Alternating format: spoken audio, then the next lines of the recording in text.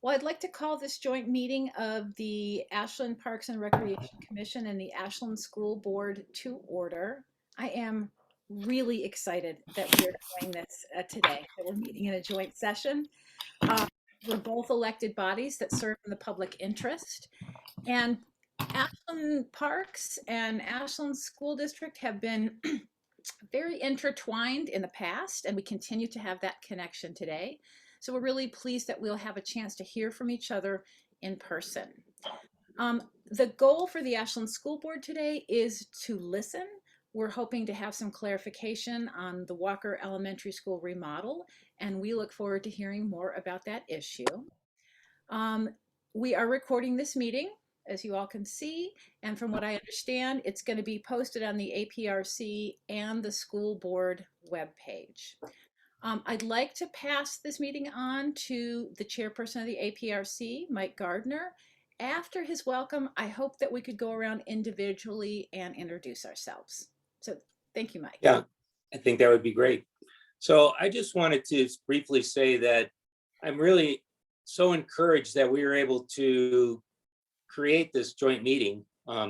Quite frankly, I've been pursuing this for several years now, and we usually ran into some snags where we couldn't get both the school board and Parks and Recreation Commission together. So I'm delighted that we're able to do this tonight. You know, originally I conceived that we would meet and each group would bring, say, a couple of their top items to the table, and we'd be able to have more of a roundtable discussion on items that overlap between our two entities. But I think tonight we'll probably focus more on the Walker School issue.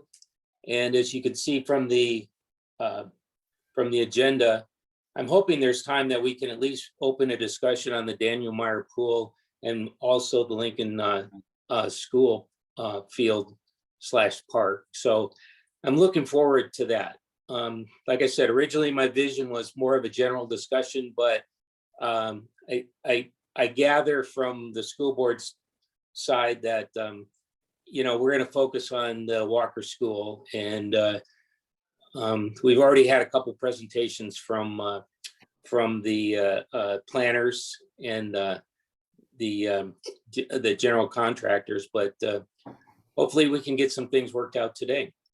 So with that, I would just go around. I myself, Mike Gardner, I'm the current chair of Ashland Park and Recreation. We have Commissioner Jim Lewis, long-time veteran of APRC. Also, we have Rick Launt, another longtime veteran of the Parks Commission, and Leslie Eldridge, excuse me, newly elected to the commission this year. And normally we have Dr. Julian Bell, who's been on our commission for the last couple of years, but like I said, he's sometimes an ER doc, and he's probably in the ER tonight, so we won't see him. And we have Rachel Dials, our recreation superintendent. Also in attendance, we have Superintendent Eileen Glatt of our senior services. And I think that's all we have with us tonight, other than Sean Sullivan working behind the scenes with Jackie. Great. Well, I guess just to make things move along quickly, I will do the same. Thanks, Mike. So we have from the Ashland School Board, Jim Westrick, Ashland School Board Director. We have Victor Chang, Ashland School Board Director. We have Sabrina Prudhomme, also Director. And we have Thomas Monteiro Rangel is right there, our latest Ashland School Board Director. Additionally, we have Superintendent Bogdanov, and we have Director of Operations Steve Mitzel. Then we have Jackie Shad, who's the board and Superintendent Secretary. And we have Shahid. I don't know your last name. I'm sorry, Steve. Do you want to introduce Shahid? Yeah, Shahid Ali. He's here as a technical support in case we need it. Right. And then, Steve, do we want to go ahead once we get to the presentation, maybe other folks can introduce themselves? Yeah, I'm actually, that's a part of my introduction, but I am going to have to ask for a moment of grace here. One of our key presenters is not been able to get in yet, so I'm working on, I think he's joining right now, so I want to make sure he's able to get in so that we don't have to break up the presentation here. But if you're ready, I can start the introduction, and then we just might need a minute to help him get in. That sounds great. Okay. So Yes, I'm sorry. And then, I realize, I'm sorry, Steve. So Tiffany Burns also is our Walker principal, and she'll be part of that first presentation. All right, take it away, Steve. Okay, so I'm watching a couple different screens here because I'm trying to get Matthew into the meeting. So, but I'll do my best to get us rolling here. So first, I'd like to thank the Ashland School Board, the Ashland Parks Commission, and all the commissioners. And unfortunately, I'd like to thank Michael Black that he's not with us tonight. And I hope he feels better soon and he's on the mend soon. Tonight, we are providing an update on our Walker Elementary Bond Project. I think this is the first opportunity we've had to actually walk through the entire project from really the beginning, the first days on this project, all the way through. There's Matthew right there. Okay. And so we appreciate the opportunity to present. I'd like to introduce the team before I give a brief introduction to our presentation. Just as a reminder, there will be a dedicated discussion period, I believe, Eva, on Walker in particular later in the meeting. So we can handle any questions and comments at that time. So that will follow, I believe, public comment. So if you have any questions or comments, just jot them down and we'll get to them as soon as we get to that section. So to introduce the team there's Matthew. Matthew Guthrie, our lead architect for BBT Architects out of Bend. We have Amy Gunter here. She's our land use consultant. We have Tiffany Burns, our wonderful principal from Walker Elementary. We also have joining us from HMK Company, both Mike Freeman and Chris McKay, project manager and program lead, respectively. And then finally, our school board members who you've been introduced to, and Superintendent Bogdanov, who are all playing very integral roles in the bond process. I thought it might be important to share just a brief review of the ballot language. It's something that we probably haven't visited in a while as a group. And really wanted to do that so that we can ultimately, hear what our bond promise is, what our promise to the community is. This is what the community voted for. This has been our guiding light and our guardrails since day one for all of our projects. So I'm just going to reiterate what the three key areas for Walker, what Walker are. So according to SEL 803, which is the actual ballot language, there are three key areas. The first one being safety enhancements, and that's a district-wide umbrella. We're doing safety enhancements on all of our sites. Number two was the seismic upgrades for earthquake safety, specifically referring to the historic wing along Walker Avenue. And then where the bulk of the work is going to be done, there's a comprehensive renovation of Walker, a reconfigured point of entry to enhance safety and improve circulation. And so that's directly out of ballot language. So that's what the community voted on. So those have been our guardrails for this project since we began. In addition to the bond dollars, we also received a seismic grant in the amount of $2.5 million to be used on the historic wing at Walker. This grant has a work completion deadline of December of 2021. So we're hoping to begin work on that particular part of the project as soon as June of this year. Throughout the pre-bond work, the Walker project has been often referred to as our flagship project. And while we have four major projects in this bond cycle, Walker is the largest project by dollar amount and scope of work. And with the inclusion of the seismic grant, our goal is to continue to ensure the facility will be able to continue to serve students at the heart of our community for at least the next 50 years. We always hope we can get more than that, but we're hoping for a good 50 years out of the new renovations. With that, I'd like to turn it over to Matthew Guthrie. He's going to walk us through the design process and share some of the highlights of this project and really share with us kind of the decisions we made as we went through this and why we made them and ultimately where we ended up with our final design. Well, thank you, Steve. And again, I apologize if I delayed your start tonight. It's a pleasure to be here. And I'm, pleased to present the project at this time. I'm going to go over kind of three main ideas. One is the design process. The second is talk about the site in general. And then we're also going to talk a little bit about the building. And so I'm going to share my screen and walk you through that. Can everybody see my screen? Excellent. Yes. Okay. Well, before I begin, again, like I said, it's my pleasure to present the project, but this project has been the work of scores of people. And it started with a core team.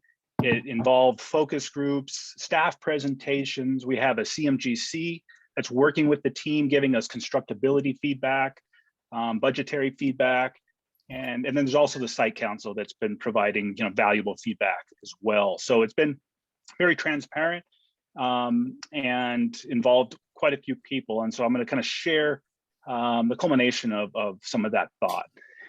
Again, I'm going to talk about the site as well in general and kind of what's led us to this meeting too, and go into the building and show you kind of some scale comparisons. So just to begin, I'm going to start here with an aerial view of Walker Elementary School.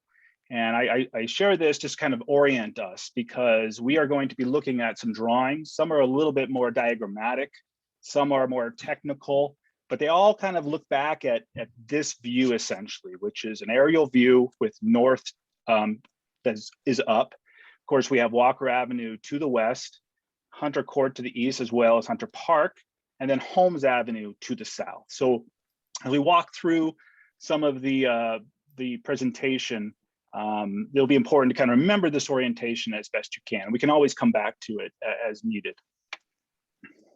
But as Steve just mentioned, we started off with some, givens, right? We had a comprehensive renovation to the existing school. We had replacement of the classroom wing, that east classroom wing, redesigned entry, new finishes, MEP systems, doors, windows, and roof. Seismic upgrades, as was mentioned, with the grant, and of course, to respect the historic character. And we actually have a historic consultant on this project team that's kind of consulting as we go along and making recommendations as we move along.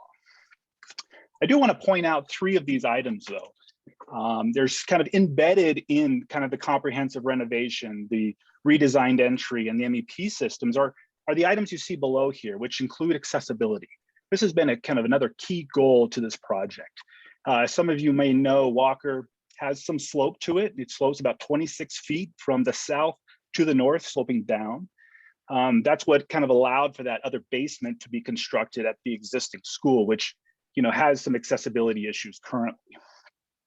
The redesigned entry, that has some lot to do with the safety and security of the project. And we'll talk about that in a little bit more detail. And of course, MEP systems and renovation or inclusion of those in many cases, kind of respond somewhat to the Ashland's adoption of the Climate and Energy Action Plan. We're looking at those goals and trying to meet many of those goals with the renovation, especially with the MEP systems and new thermal envelope for the entire school. So I want to just step back a minute with those givens and talk a little bit about the design process and where we've been and where we are now. Essentially, the design phase of the project phases includes the 4 you see highlighted. We won't go into depth in each one of these, but essentially it was, pre-design. We did some programming and visioning, like what program was needed at Walker, visioning, thinking about the culture of Walker, what are the goals, the teaching goals, and those types of items. Schematic design, we looked at the space, form, and relationships, and started to put that program on the site and look at how things related and were adjacent to each other. We had design development, which essentially was a systems and budget alignment, making sure that we were on track there. And then in construction documents, where we communicate the design intent. And that's essentially where we are now, is in the construction document phase.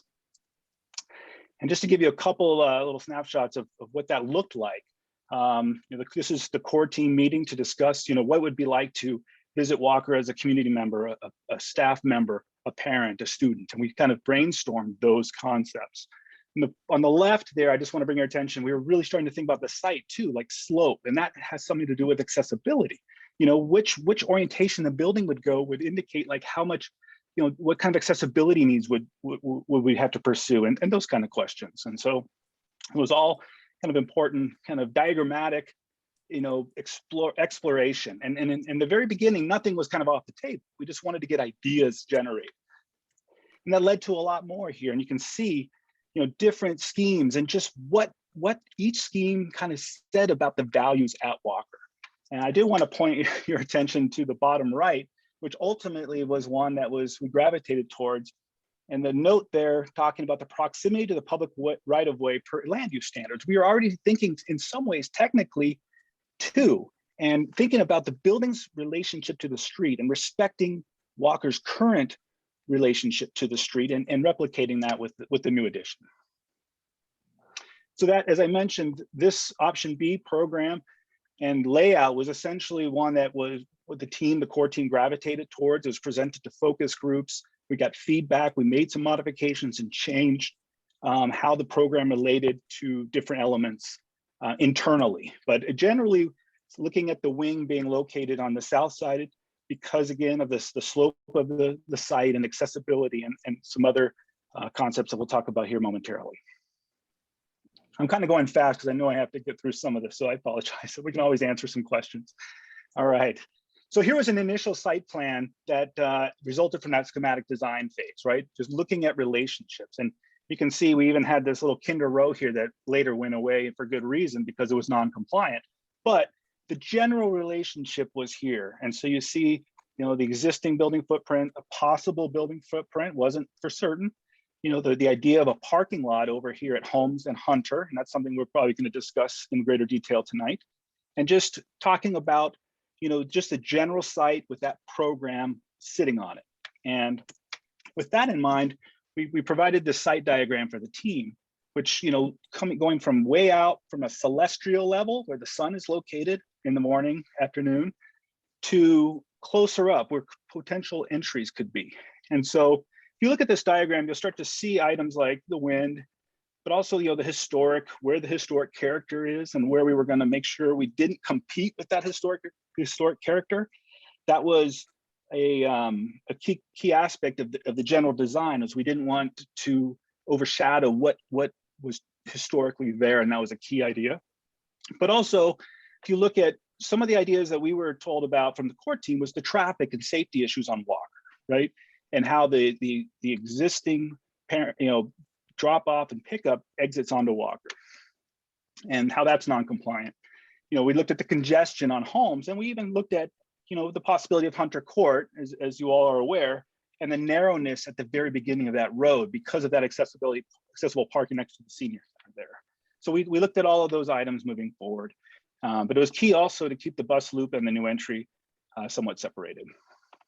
Ultimately, we arrived at a vision statement that really looked at these two wings of the building coming together at the assembly spaces. It's where the library, cafeteria, computer lab are. And so we looked at how the school itself is linked by what they have in common. And that was a driving theme throughout. And so, of course, as we mentioned, the historic character of Walker was also a consideration. And these are some photos from 1952 of Walker. And then, of course, seismic, and that was mentioned as well. So we're making sure the systems work with the seismic retrofits, making it also thermally efficient to the seep as well as we did this. And of course, as I mentioned, there's some budget adjustments and alignments that needed to happen, and this is just one of them. We looked at how certain spaces could be a little bit more flexible internally. And I apologize if you had the presentation that was sent in advance. Some of the translation didn't occur, but this is you can see all the numbers in this diagram showing where all the spaces are located per the program. But we looked at ways where certain spaces could be more flexible. We could take two computer labs, make one larger computer lab. We could take the stage that's not used and make that a flexible space, and those kind of things. So we did some budget alignment. And ultimately, we looked at this as the design of the building with this courtyard, this outside courtyard acting and serving as an outdoor room. And so you see the two classroom wings. At one end is the new admin located near the parking lot. And that was really key for security and safety so that the administration could look over the parking lot and see everybody approaching the building. And so that location of the parking lot relative to admin was an important decision that the core team made. And then of course you see the assembly spaces there in the corner. Some other considerations with the design related to safety and security were fire access. We met with the fire marshal, and discussed ways to make sure that the courtyard, even though it was going to be more private, as you can see on the right image, where some new fencing was erected, it could still be accessible, and the building could be served by the fire department. And so we got confirmation that access was maintained both from the north and into the courtyard. On the right is another, again, as I mentioned, safety and security kind of diagram, which shows the limits of the proposed fencing. First with the perimeter fencing that goes around the entire site, and then closer up to the building itself, the courtyard, and making sure that the courtyard stayed secure throughout, 24/7. Just because of the location of Walker and some of the kind of the history of things that have been found in the courtyard, it was important to kind of protect that space. This was really considered an outdoor learning space where all the students would congregate and be for learning outside. And we made special provisions at the historic portion to make sure students had access to that courtyard as well as at the new addition. So ultimately, this led to a site plan that looks somewhat like this. And again, these are all changes, and you'll see iterations as we move along here. I'm going to run through them quickly, but this was kind of the general concept of having the building serve as kind of a wall to this courtyard, the parking lot over to the southeast with good access and visibility, and then again, protecting the historic wing facing Walker itself. Now, of course, here comes the feedback, and that's the great part about this process. The design process, we just live off feedback and answering questions and responding to those. And so we had 2 site council meetings, and the first site council meeting really posed some great questions as to that site plan you saw. One of them was, let's move the accessible parking so we're not blocking it during pickup and drop off. So we did that and created a longer drop off and pickup lane. We also looked at internal circulation of the parking lot itself. Initially, we actually were showing kind of a one-way direction of the parking, and actually using Hunter and coming in and circulating almost in a counterclockwise motion. So we actually put an entrance off of homes. So the internal parking circulation was 2-way, and then also the parking lot entrance was primarily off of homes. However, during peak times with the parent drop off, the pickup and drop off, we were looking at Hunter being utilized, and to kind of extend that kind of reach and of the drive itself to get more of stacking, get more cars off the streets, and utilize that road. So again, the site council feedback led to those changes, and that is ultimately what we submitted for the land use submittal, and that's this site plan you see in front of you right now. Again, so you can see these drawings are getting a little bit less diagrammatic and more technical, and you see the site plan that was proposed.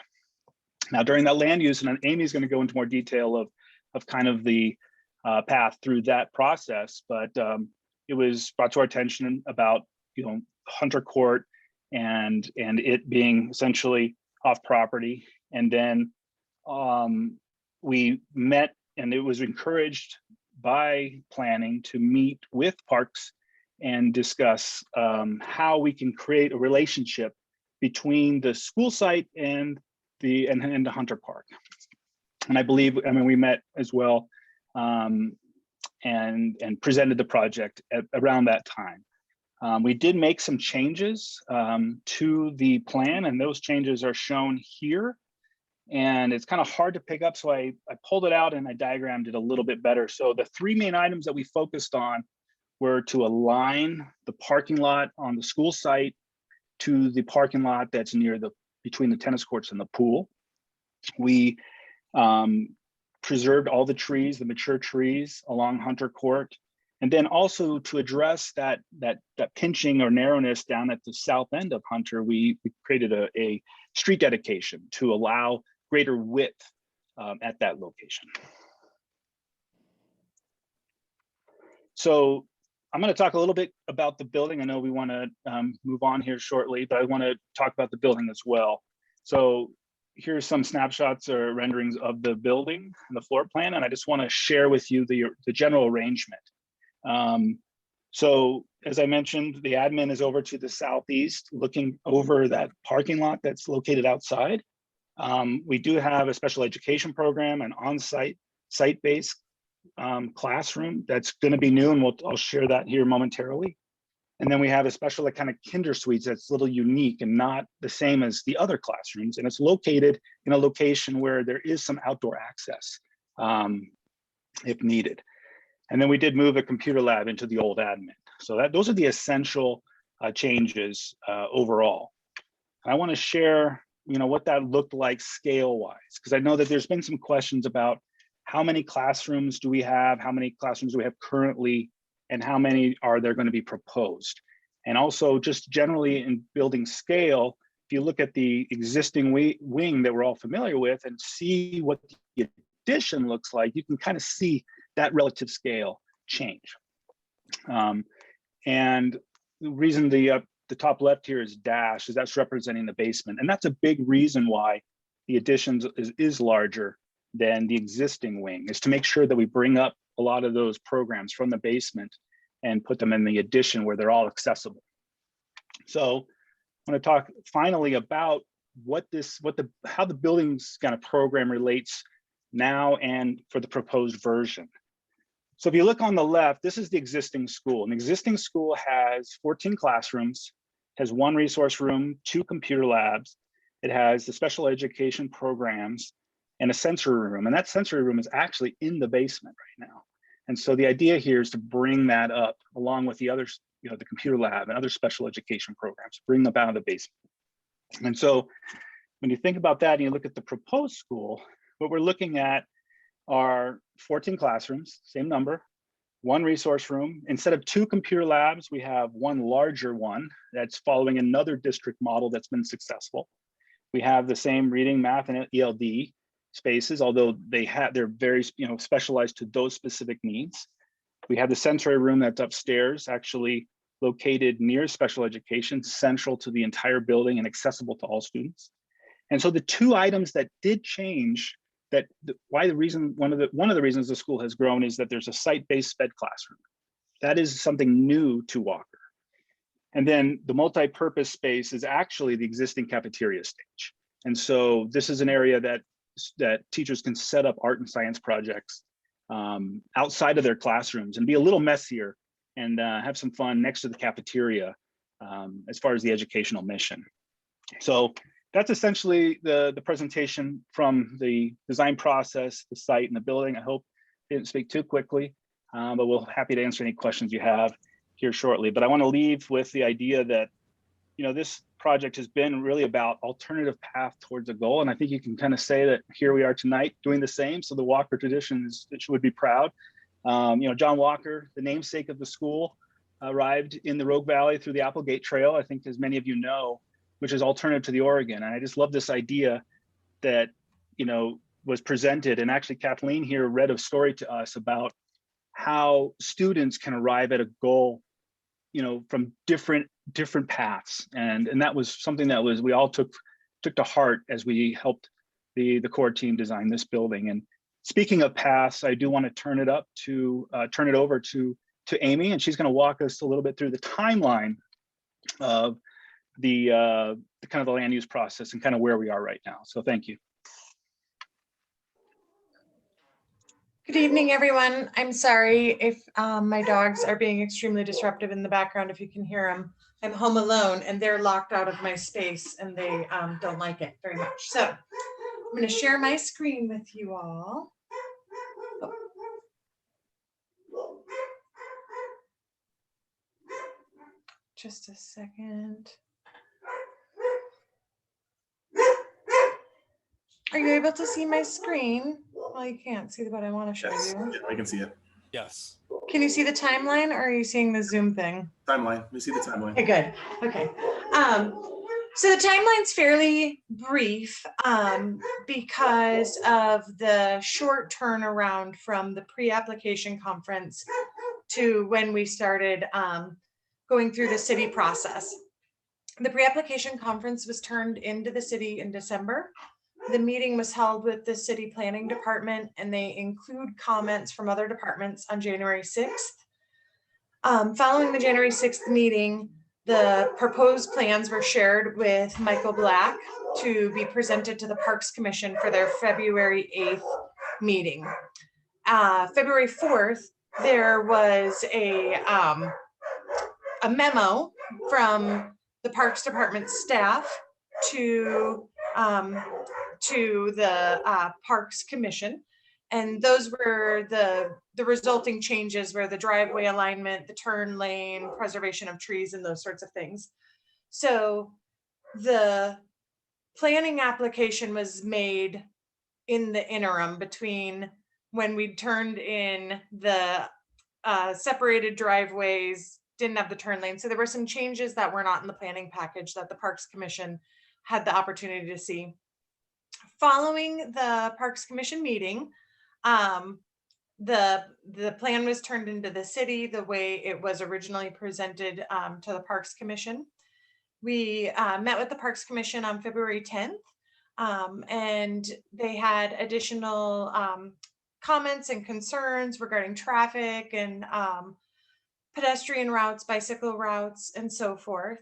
And the ultimate recommendation from the commission was for the Michael Black, Director Black, to continue working with the school district on finalizing the conditions before a decision was made.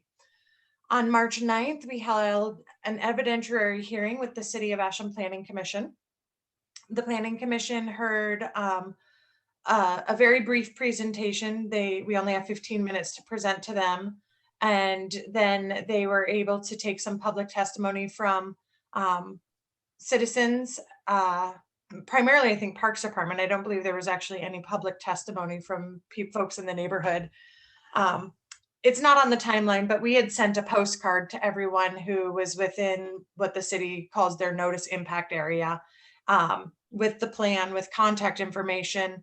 So the people that were directly affected by the proposed changes on homes, on Walker, and directly in that neighborhood, they all received an additional postcard from us, and no one reached out to us or commented.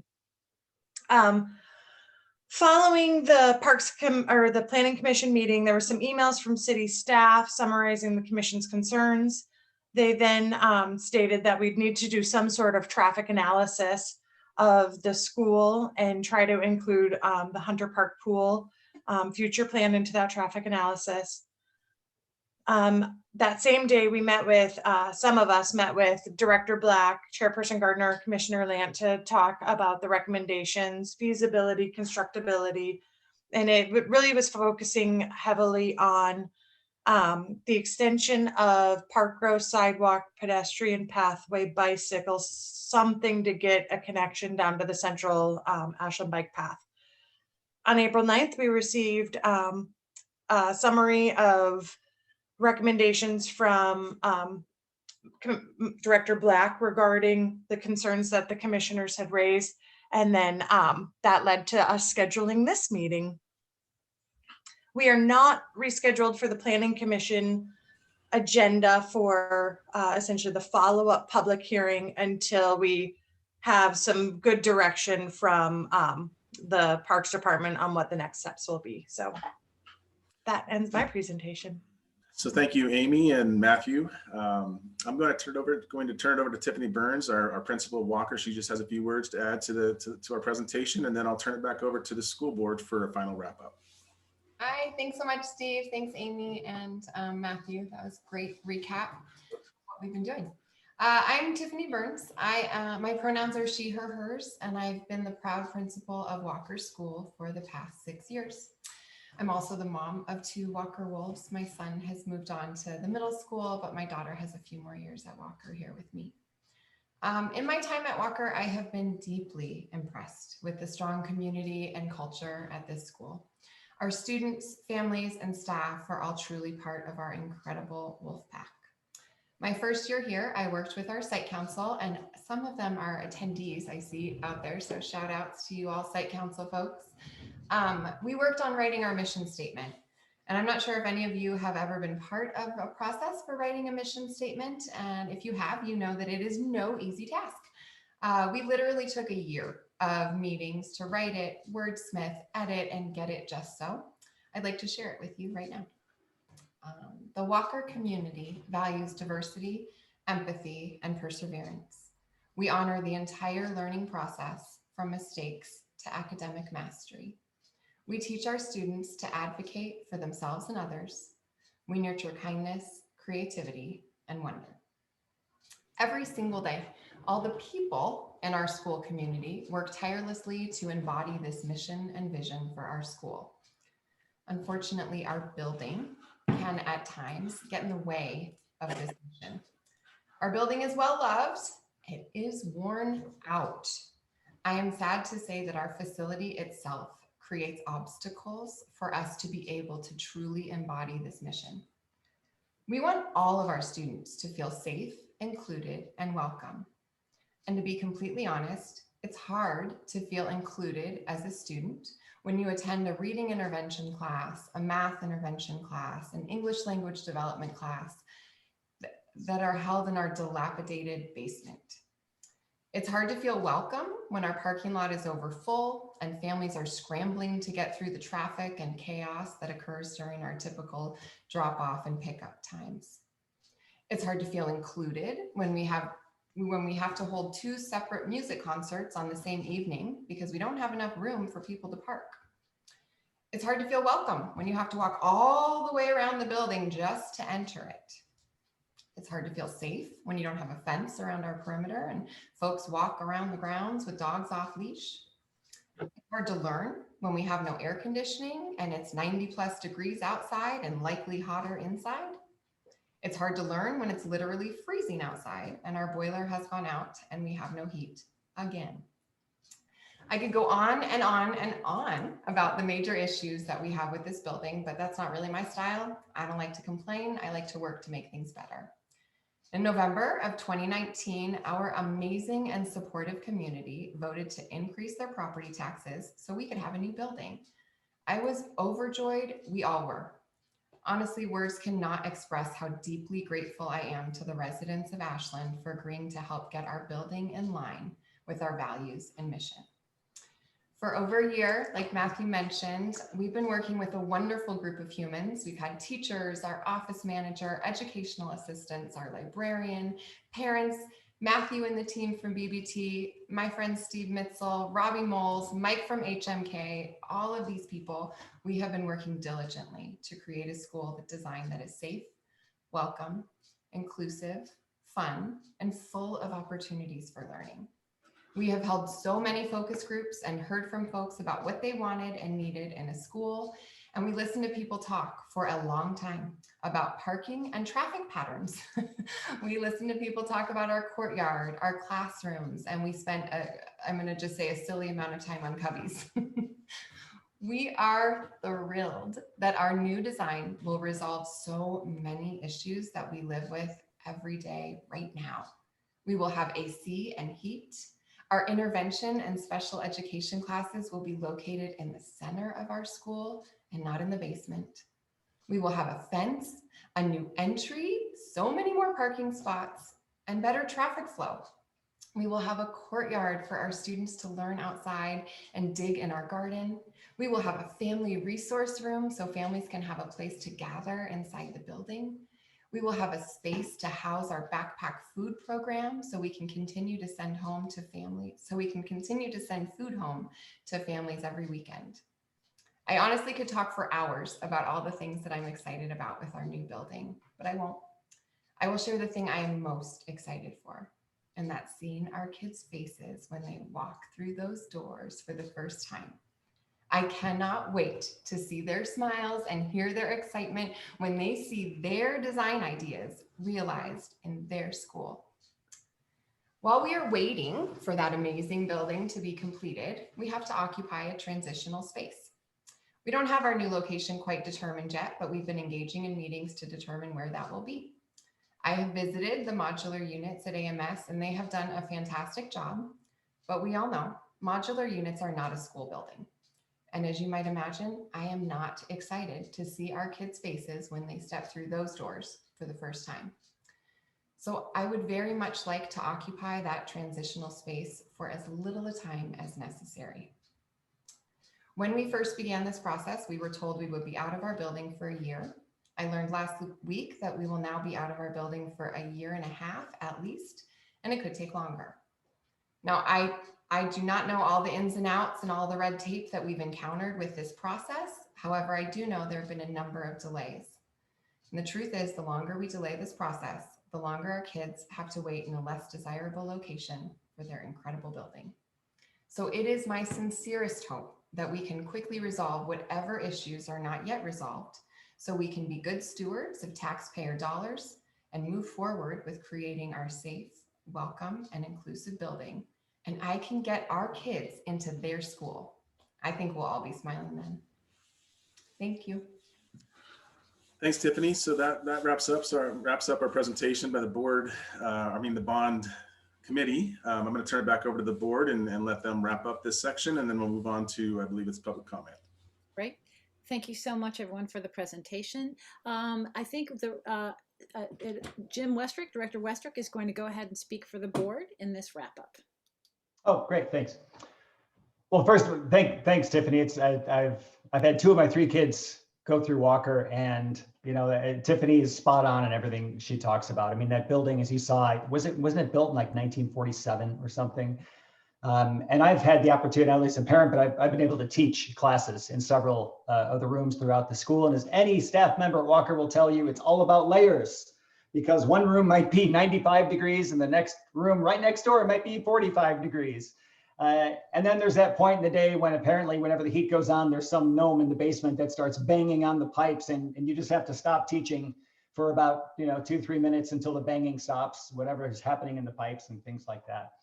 And I just want to say I'm so appreciative of being able to meet together with APRC and with the board, because we all are about finding solutions. I mean, I think the reason that we all want to be here tonight, not only for Walker, but for, as you mentioned, Chair Gardner, about the pool as well, and for Lincoln Field as well, that we can all have some good conversations. And I think that's what people expect of us. I think we are all elected, and I think when people cast their vote for us all, they're all electing us to work on their behalf. And so I'm just so grateful that we can be here.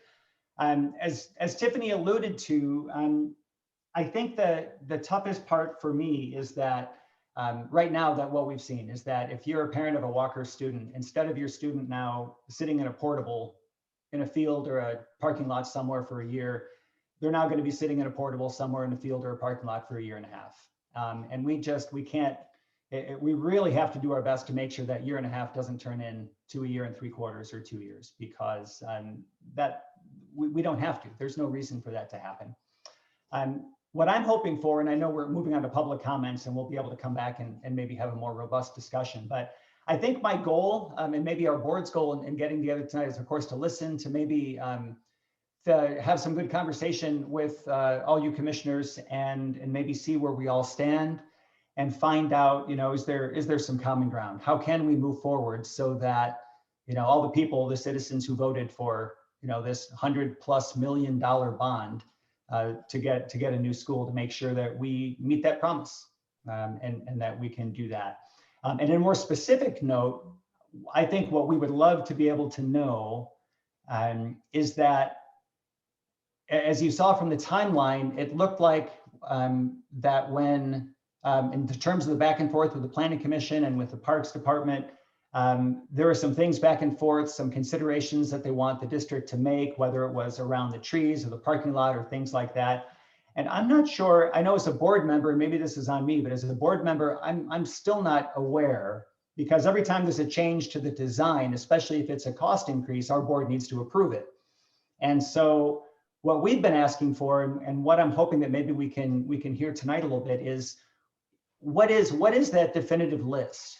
What is, we've been through the process. It's been for the Planning Commission. We talked about it with Parks. What is the definitive list that Parks and the city would like the district to consider in order, that we can all consider and move forward? Because at this point, I'm not positive there's clarity around that.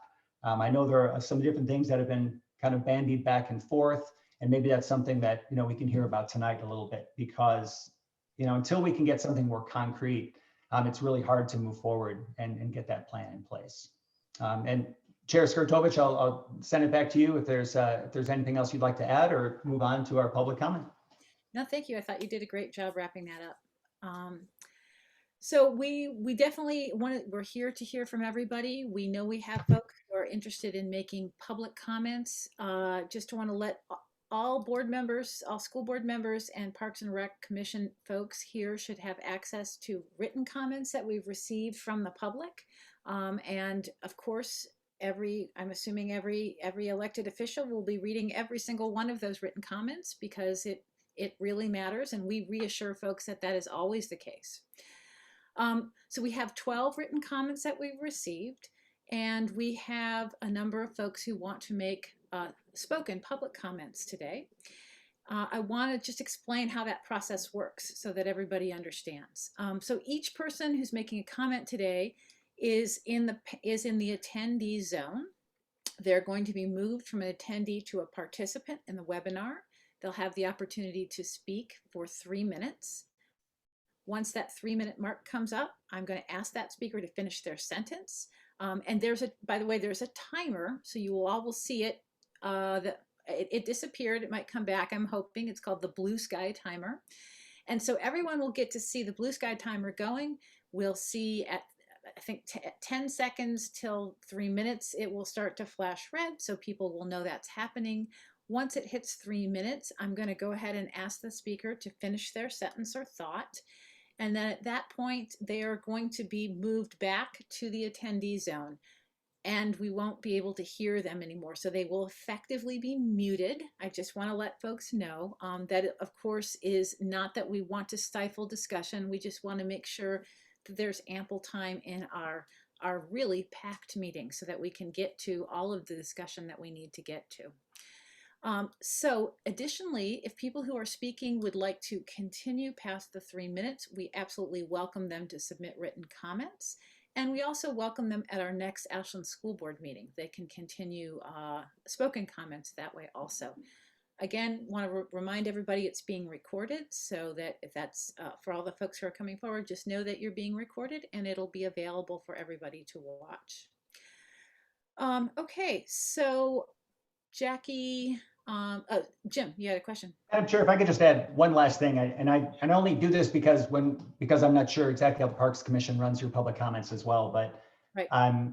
But just to be clear for everybody, that the point of our public comments is to hear from you, but it isn't really to engage in a discussion or back and forth. So no one's trying to be rude or anything. If you ask a question or something, we will listen. Of course, we're listening, but this isn't the time to engage in any kind of discussion back and forth with the public comments. It really is a time for us to be able to sit back and just listen to you, which is our goal. So I just want to make sure that's clear so people understand exactly what they're getting into. Yep, absolutely. Thank you very much. Okay, Jackie and Sean, are the two of you taking over at this point to be moving folks in? So when you come in, those of you who will be speaking, please come in, state your name and your address before you give public comment. Okay, Eva Rebecca K should be. We see Rebecca. And then Jackie, do we have the blue sky timer somewhere? Samuel's running the blue sky timer, I believe. Click it when you tell me. Okay. Rebecca, welcome. Again, if you could just say your name and your address and stop and start your video, that would be wonderful. Good evening. Can you see me? Because I can't see my picture. No, we can't see you. So I don't know how to turn on my video. Oh, here we go. Start my video. It just showed up. Great. Okay. Yeah, thank you. My purpose in speaking tonight is strictly to save time for when I'm on your agenda on May 10th. And so I wanted to, I have a very limited amount of time on your May 10th regular meeting. So I wanted to introduce myself to the board members tonight to save time for the May 10th meeting. My address is 2350 Ranch Road in Ashland. I've lived in Ashland since 2010. My husband and I moved here. And I am currently the president of Southern Oregon Aquatic Community, which is a 501c3 organization that I created 2 years ago, which was after being working on the pool ad hoc committee with Ashland Parks and Rec and helping to turn in the recommendations that were unanimously accepted. So when I give my presentation to you on May 10th, my passion, what that's going to be about, is water safety for children. And at that meeting, I will be requesting permission from the school board to conduct a survey, probably in the September or October timeframe. That's up to you when it's most convenient, but I want to conduct a survey of all 6th graders to see if they are capable of saving their own life when they find themselves in a body of water. Because I feel that it's a life-saving skill to know how to swim. And the Red Cross back in 2014 conducted a national survey of 6th graders and found that 61% of children could not do the 5 basic skills to save their own life. So I will be sharing a video with all of the school board members on May 10th, and we'll have some discussion around that and a lot more detail. So thank you. Good job. Thank you, Rebecca, and we look forward to hearing from you on May 10th. Thank you. So Jackie, who is Tonya Graham is next, and I'll look. I'll help Rebecca go back.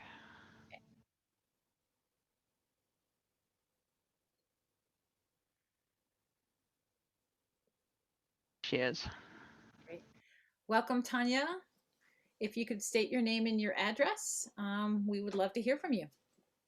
Great. Thank you. My name is Tanya Graham. I live at 2007 May Street in Ashland. And I am here tonight as one of the co-chairs of the bond committee that put together the bond proposal that the residents of Ashland passed in the election. And when we did that work, 2 of the main things we were thinking about was how do we make the very best investment on behalf of our children and the taxpayers? And also, how can we set this up so that we have the least disruption we can have for our students? We know that we can't have major construction projects like this without some level of disruption. But we knew that we wanted to run it in a super tight way so that that disruption was limited. There was no possible way to know that this disruption would come on the heels of the COVID disruption. And so I think that makes it just even more complex. But I want to share what I've seen in the last year. So at the school district, obviously you've been under major construction, doing a great job incorporating our climate goals as a community. And then COVID rolled in on top of that. And I saw how the school district responded from the eyes of a parent. And you all have done such an amazing job of keeping our kids' education on track in spite of constantly changing circumstances. And what has impressed me the most is that the focus has been so clearly on making sure that Ashland's most vulnerable children don't fall through the cracks during this pandemic. And at the same time, I have been watching the Ashland Parks and Recreation Commission, maintaining our park facilities and working with the city to reduce wildfire risk, all while dealing with severe budget hits due to COVID. They took the lead on addressing the health needs of our residents as part of the Emergency Operations Center at the city. And I've watched the Ashland Parks and Recreation staff working incredibly hard to make sure that Ashland's most vulnerable adults, especially our seniors, don't fall through the cracks. And so all of this is to say that I recognize the unprecedented strain that both of these community institutions have been under over the last year, and how well they have both responded to make sure that our community is safe and that we continue to meet the needs of our people. And so as you head into this conversation this evening, I just want to let you know how impressed I am. I've talked with a number of you coming into this call, and 201, what I'm hearing is people are ready to roll up their sleeves, get this figured out, do it quickly so that our students can move forward, and that there is a desire to find that optimal solution. So as you go forward to do this work, I would also just encourage you that this might be the time to reach out to the city and see if this is an opportunity to turn that road into a dedicated street, given the change in how it's going to be used. Thank you for your time. Eva, next we have Jill Franco.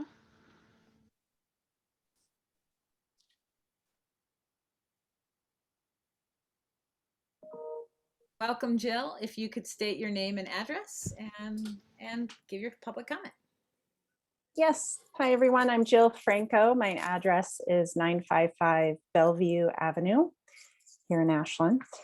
And I don't know if I can add much other than what Tiffany and Tony have both said. They both made amazing comments and pleas for the sake of our schools. I serve as the vice chair on the Bond Oversight Committee and have been just deeply involved in just overseeing the implementation of the bond. So there's been times where it's been frustrating to get to these moments where there's these sticking points. And I'm just grateful tonight for Parks coming to the table and for the school board coming to the table to see how we can work through this tough point in the process. And I hear there's just the openness in both sides and really kind of getting through, because you know the main reason we're here is for our kids. And if Ashland has made anything clear, it's that our children matter and that their education matters. And they've made that statement time and time again. And with this bond, they made it loud and clear. We have kids going to a school from 1947. And as much as Tiffany did an amazing job of expressing the historical love that we have for that building, there is so much need there to improve. And these are our kids that have the greatest need and that are the most underserved. And so it breaks my heart that we're in this sticky point when our community has spoken very loud about what matters most in our community. And so I'm grateful for this meeting tonight. I really just hope that we can get through this point and honor our promises to the taxpayers and come through for our kids who need it most. So thank you. Thank you, Jill. And Tanya. Final- Sorry, Tanya, I realized I was muted. I wanted to thank you also for your comment. Jackie, do we have somebody else? Yeah, final speaker is Julie Grantham. Okay. Welcome, Julie. If you could say your name and address, that would be wonderful. Hi, I just want to say I don't see a timer anywhere. So that's okay. I'll just do my best to stick to once I start my 3 minutes. Hi, I'm Julie Grantham. My pronouns are she, her, hers. I am the library assistant and equity and inclusion advocate at Walker Elementary. I'm also a parent and have 3 kids in the Walker School District. And I want to speak briefly tonight to my experience as a member of the core design team that worked with BBT Architects on the design for the Walker School renovations. Now, some of you know, and it was pictured in Matthew's presentation, I have a rather large display in the library that says all are welcome here, along with dozens of pictures of diverse and inclusive books. And this served as a backdrop for many of our early meetings in the library before we had to move to Zoom meetings because of COVID. And designing a truly welcoming and equitable learning space for our students was at the forefront of the committee's minds. It drove every decision that we made. And some of the changes that I'm most excited about are that we relocated our intervention, ELL, and special education services to a central location, really at the heart of our primary wing, so that we could tuck those students in who are an integral part of our school community. The library and the cafeteria will become the elbow or anchor or heart of the school, as these are the places where we gather as a community. We're reimagining our cafeteria to include multiple eating areas to accommodate students that have varying tolerances for crowds and loud noises. I am especially proud that we are going to have gender neutral bathrooms and that all of our students are going to feel safe and truly, truly accepted. Walker is all about this. We are not just talking the talk when it comes to our equity work. We are making the changes necessary to be a truly inclusive school. Every time we talked about classrooms or computer labs or the parking lot, we challenged ourselves to make it not only practical and efficient, but also more accessible and more welcoming. I am really hopeful that the Ashland School Board is allowed to proceed with this renovation as planned. Walker's not only going to be a beautiful and functional school, but also, we hope, a transformative space for our students to feel accepted, nurtured, and encouraged to grow into leaders as well as decent and kind human beings. Thank you for allowing me the time to share my thoughts. Thank you, Julie. And is Julie our last speaker? Yes, Julie's our last speaker. Okay, great. All right, so thank you everyone for input. And again, reminding those folks who wrote into us, we are looking, all of us have read or will soon be reading your public input. At this point, we are going to move on to, in our agenda, our first discussion point is Walker School. And I want to open it up. Mike, do you want to kind of co-facilitate this part where we recognizing people who want to start the discussion, or what would you like to do at this point for the discussion process?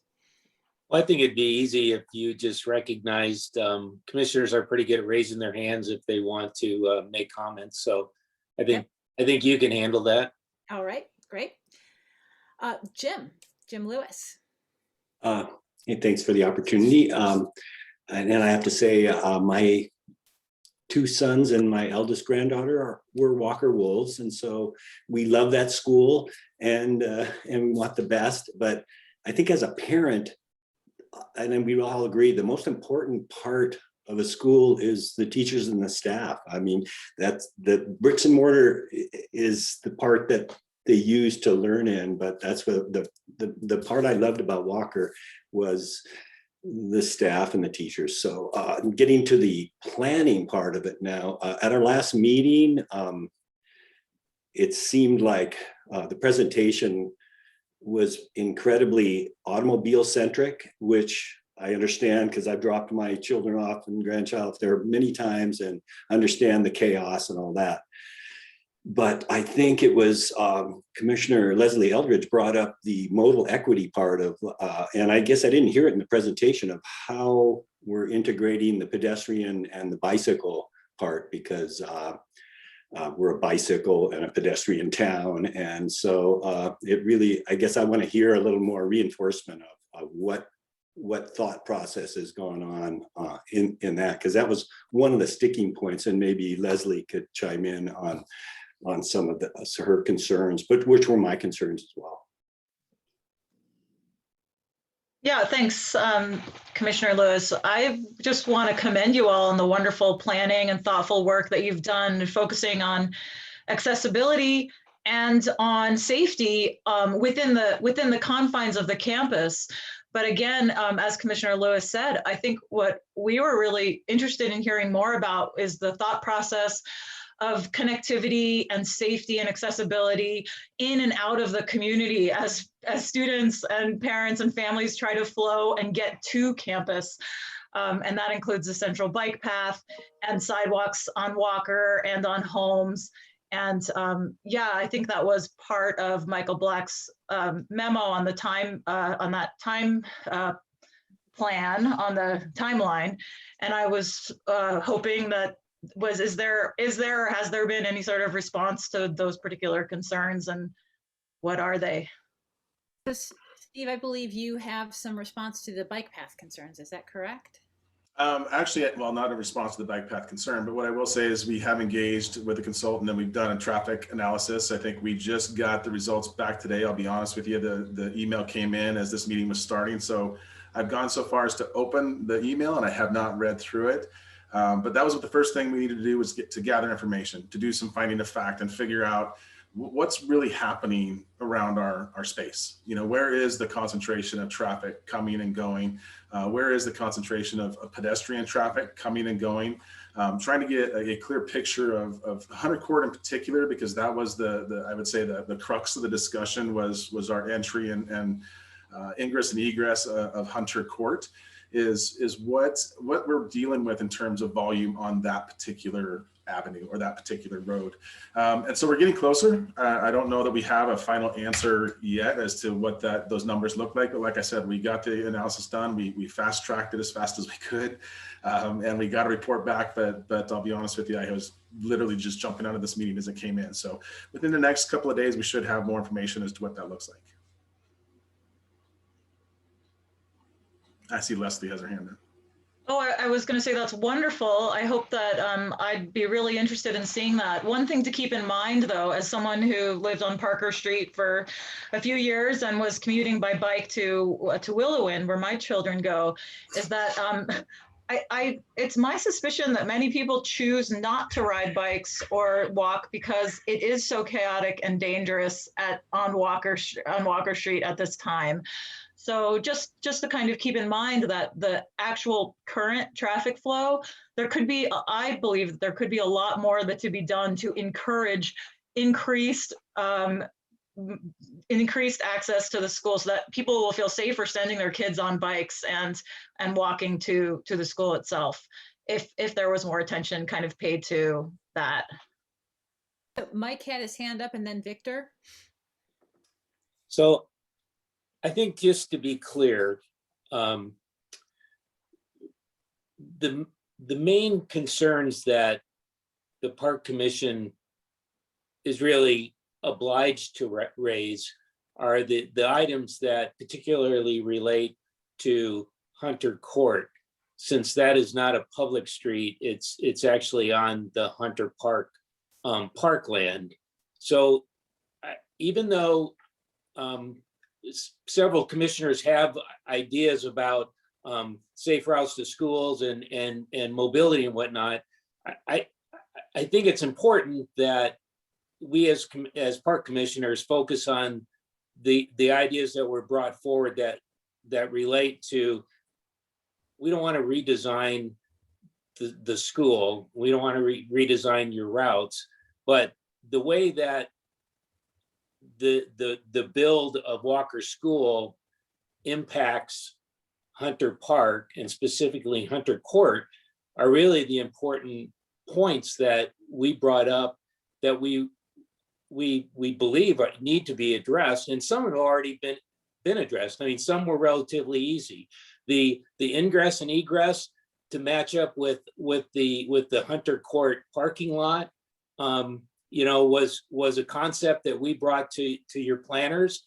It made sense. They redesigned the plan, and now the current plan shows that's excellent. Those are important things because people are going to be crossing the street there. We need to have the correct pedestrian mobility through there. To carry that just a step further, and then I'll pass it off, is our concern was people are going to be using Hunter Court in a much higher capacity now with the increased volume of traffic from the school parking lot. Some of the changes that have been made, number one, if I'm looking at the plan correctly, it actually reduces some parking spots that are currently on Hunter Court. We'll be losing those. So, there was talk of some reciprocity in parking agreements. There was talk of how you're going to get people up from the bike path to your parking lot, to your school. I mean, those are the kind of things that we're interested in because they impact the park property. And I just want to make sure we stay focused on that. Michael Black had given a list of items to Mike Freeman about a week and a half ago. And those are really the areas that we need to, I think, focus this discussion from our part. I mean, the presentation that you just gave was excellent, but it's like we're Ashland citizens and we're all behind the renovation of Walker School. That's not why we're here. We're here to talk about the pedestrian accessibility and some of the issues that we see with the private street that currently is on park property that is going to be accessed by the new parking lot. So I'll pass it on. Victor, you were next.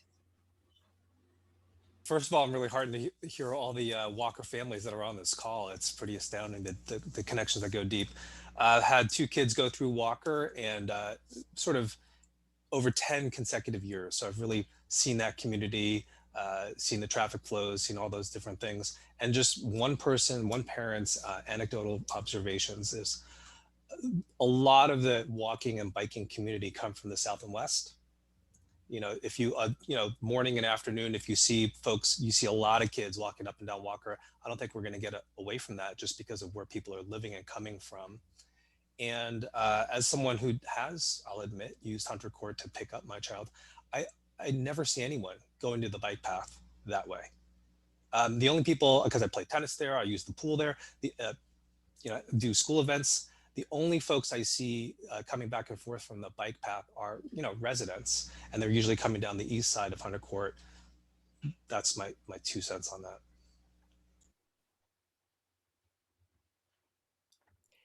Jim? I think, and when we're talking about this stuff, and I really appreciate, Mike, the focus about focusing on really the areas I think we need to work together and figure out. And I really do hear, because I know we've all been trying to work to get more kids to walk and bike. And I'd be curious to ask Tiffany, because I think you may have looked into this already, because I know a lot of principals do this already. Where do your students come from? I mean, I honestly don't know. Are they coming from places where if it were easier to walk and bike, then they'd be coming from the north, or is that the case? I just don't know. Well, right now we have, Mitzel helped me look into this, Steve Mitzel helped me look into this. We have about 16 families that live in an area where taking the bike path would make sense for them. But even with those families, I mean, they would have to go down under clay. Like, I don't see families really, I don't know what just happened with the screen. I don't really see families using the bike path. They really don't utilize it. What I do see is a lot of our families coming more from the east and west, just like I heard Victor say.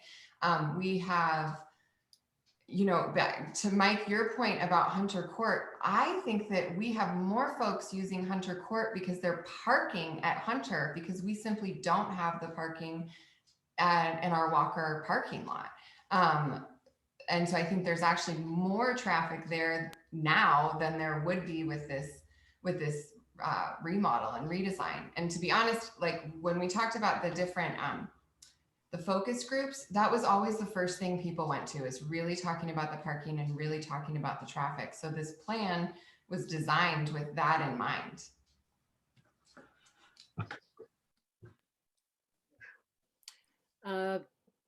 Great. Sabrina. I think Rick's hand also might have been up at one point. Okay, Rick, and then I saw Sabrina.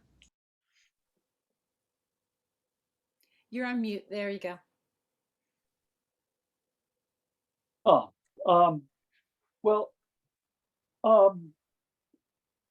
First of all, I'd like to say I was a little surprised that when Jim Westrick said that he, as a school board member, hadn't heard what our definitive list or comprehensive list of what the concerns and conditions that we had, because those have been out there, from my perspective, for months. And so anyway, that was a little surprising. But I wanted to add to what Commissioner Gardner said about what is important to us, and I agree with his list. But I want to add to that. Right now, Hunter Court is a private road on a public entity's property, Ashland Parks and Recreation Commission property. And one of the conditions that we had presented was that there would be a mutual maintenance agreement. And what I'm hearing, there's a lot of resistance to that.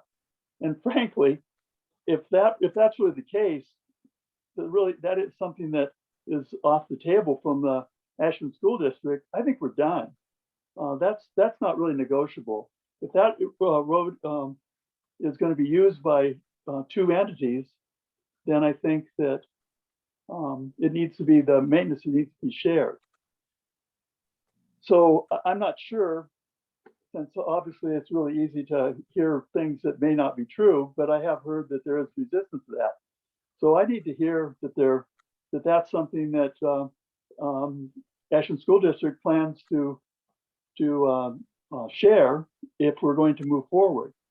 And then I guess I want to just take one other step back. And what I'm getting is I'm hearing an inference that Ashland Parks and Recreation is slowing down this process, and therefore it's going to keep the kids out of the school for longer. And I actually have to say that that's really, that's indirectly, and that's the inference I certainly have heard tonight in the presentation. And if that's true, I really take issue to that. Again, we didn't have, we're just a bystander in this process. And this late winter, we were approached about the use of Hunter Court. Now, at that time, Ashland School District was already going to the Planning Commission with the assumption of the use of Hunter Court. Now, I don't think that it becomes our emergency that the planning was slow. If this was something that was critical, it should have come before us months earlier. So I think that there's, I just am really bothered by thinking that we're being thought of as the obstruction here. Yes, we have conditions for use of our property, which we have a right to ask for. Ashland School District has a right to say they don't want to work with us, but it isn't like we didn't. This wasn't our plan. Ashland School District came to us, and I think that we need to. I think we really want to work something out, but frankly, a number of the things that I've heard are just unreasonable. For example, not wanting to share the maintenance. So maybe this is a good place to let's get clear. Is there a way to move forward or isn't? And I'm all ears at this point. So I know that. Mr. Land, I'm sorry to interrupt. Can you just clarify a little bit what you mean by share the maintenance? What does that mean? Hunter Court is a private road at this point that's maintained by Ashland Parks and Recreation. Now, Ashland School District is asking to use this road, and I think that we would be open to that. We are open to that, but the maintenance is now not just for. I mean, the use of it is now just not for Ashland Parks and Recreation. Now it's the use of Ashland Parks and Recreation and Ashland School District. So that maintenance needs to be. We need a maintenance agreement where we share the maintenance of that section of the road that is used by both entities. So I'm not sure exactly where to go here. Sabrina had her hand up. Rick is bringing up some questions that I believe Amy and Steve might give us answers to. Sabrina, how would you like to proceed? Oh, you're on mute. Sorry, I'll just make a quick comment and then my questions can wait. I think partially the question I had was answered by Rick in part.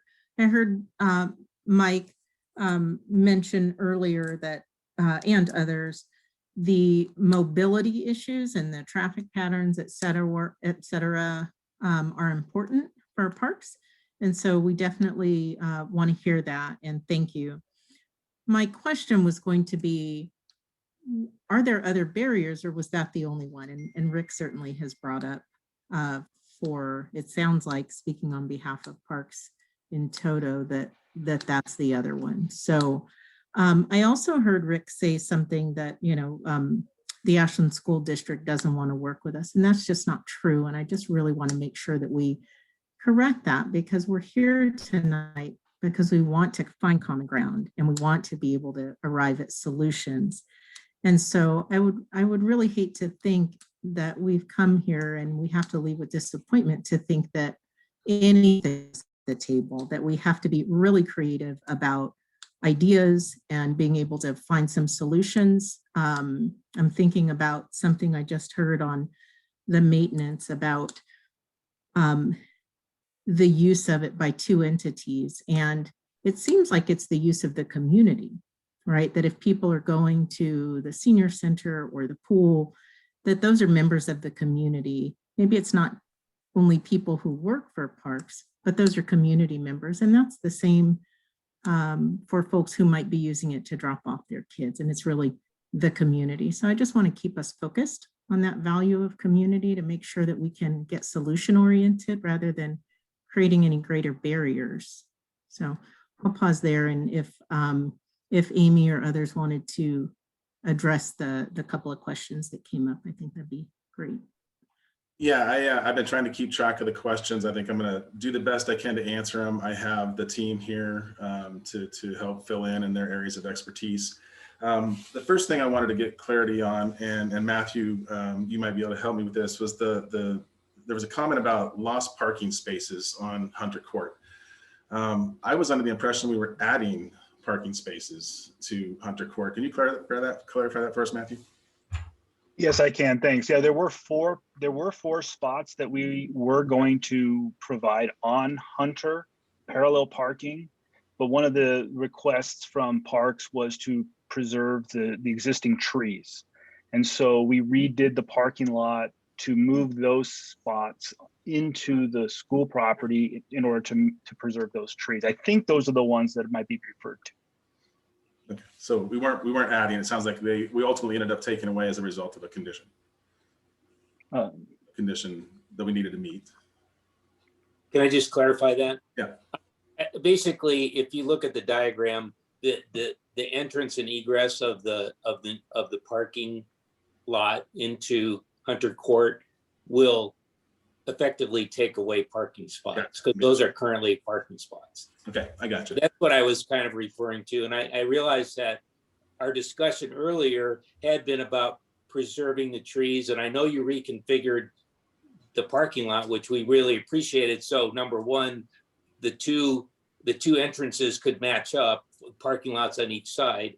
And so I'm just commenting that currently people park in that area, and that is obviously going to go away when the entrance and egress to the new parking lot goes in there. Okay, so there will effectively be a loss of spaces. Okay, I get you. I just want to make sure we were all understanding that. The next question I had was about the list of conditions to the board member, and Commissioner's surprised that our board has not heard that list of conditions. I'll be honest with you, what we have is an internal memo from the Parks Department that we've been working from. And as of April 19th, and I'll quote Michael Black in this, we do not currently have a comprehensive list of conditions. That's directly from Commissioner Black. So what we're asking for, again, as you look through the timeline, and we can agree to disagree here, as you look through the timeline, conditions have been added as we have continued to meet. As you all have acknowledged, when we first met, there were conditions that we came back and we met with a new plan. We lined up the driveways. We went through the tree preservation piece. I mean, we met the conditions at that time that were there. At that meeting, the additional sidewalk running all the way down Hunter Court and connecting to the bike path was added.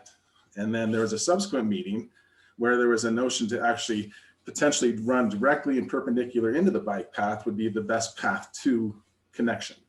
So again, what we're wanting is just a comprehensive final list, an actual official list of conditions that we can respond to. Now, again, we know we've seen this internal memo, but as of last week, we still have not received that.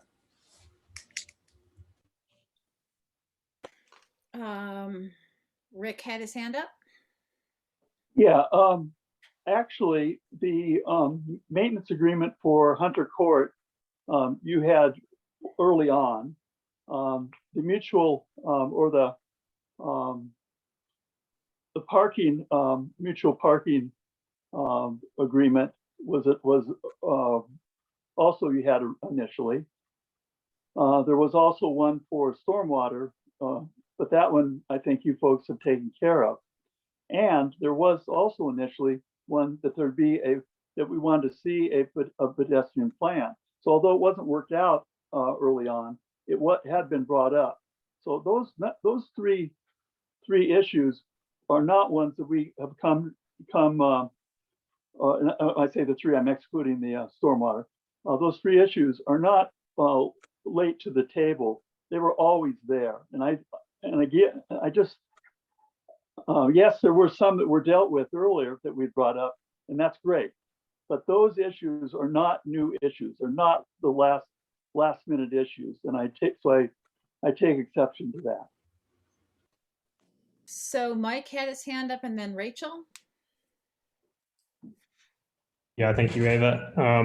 Hello, everyone. So Rick, just to address a couple of those comments regarding the maintenance agreement, and I believe this was alluded to previously, the Ashland School District is not necessarily equipped to maintain a roadway.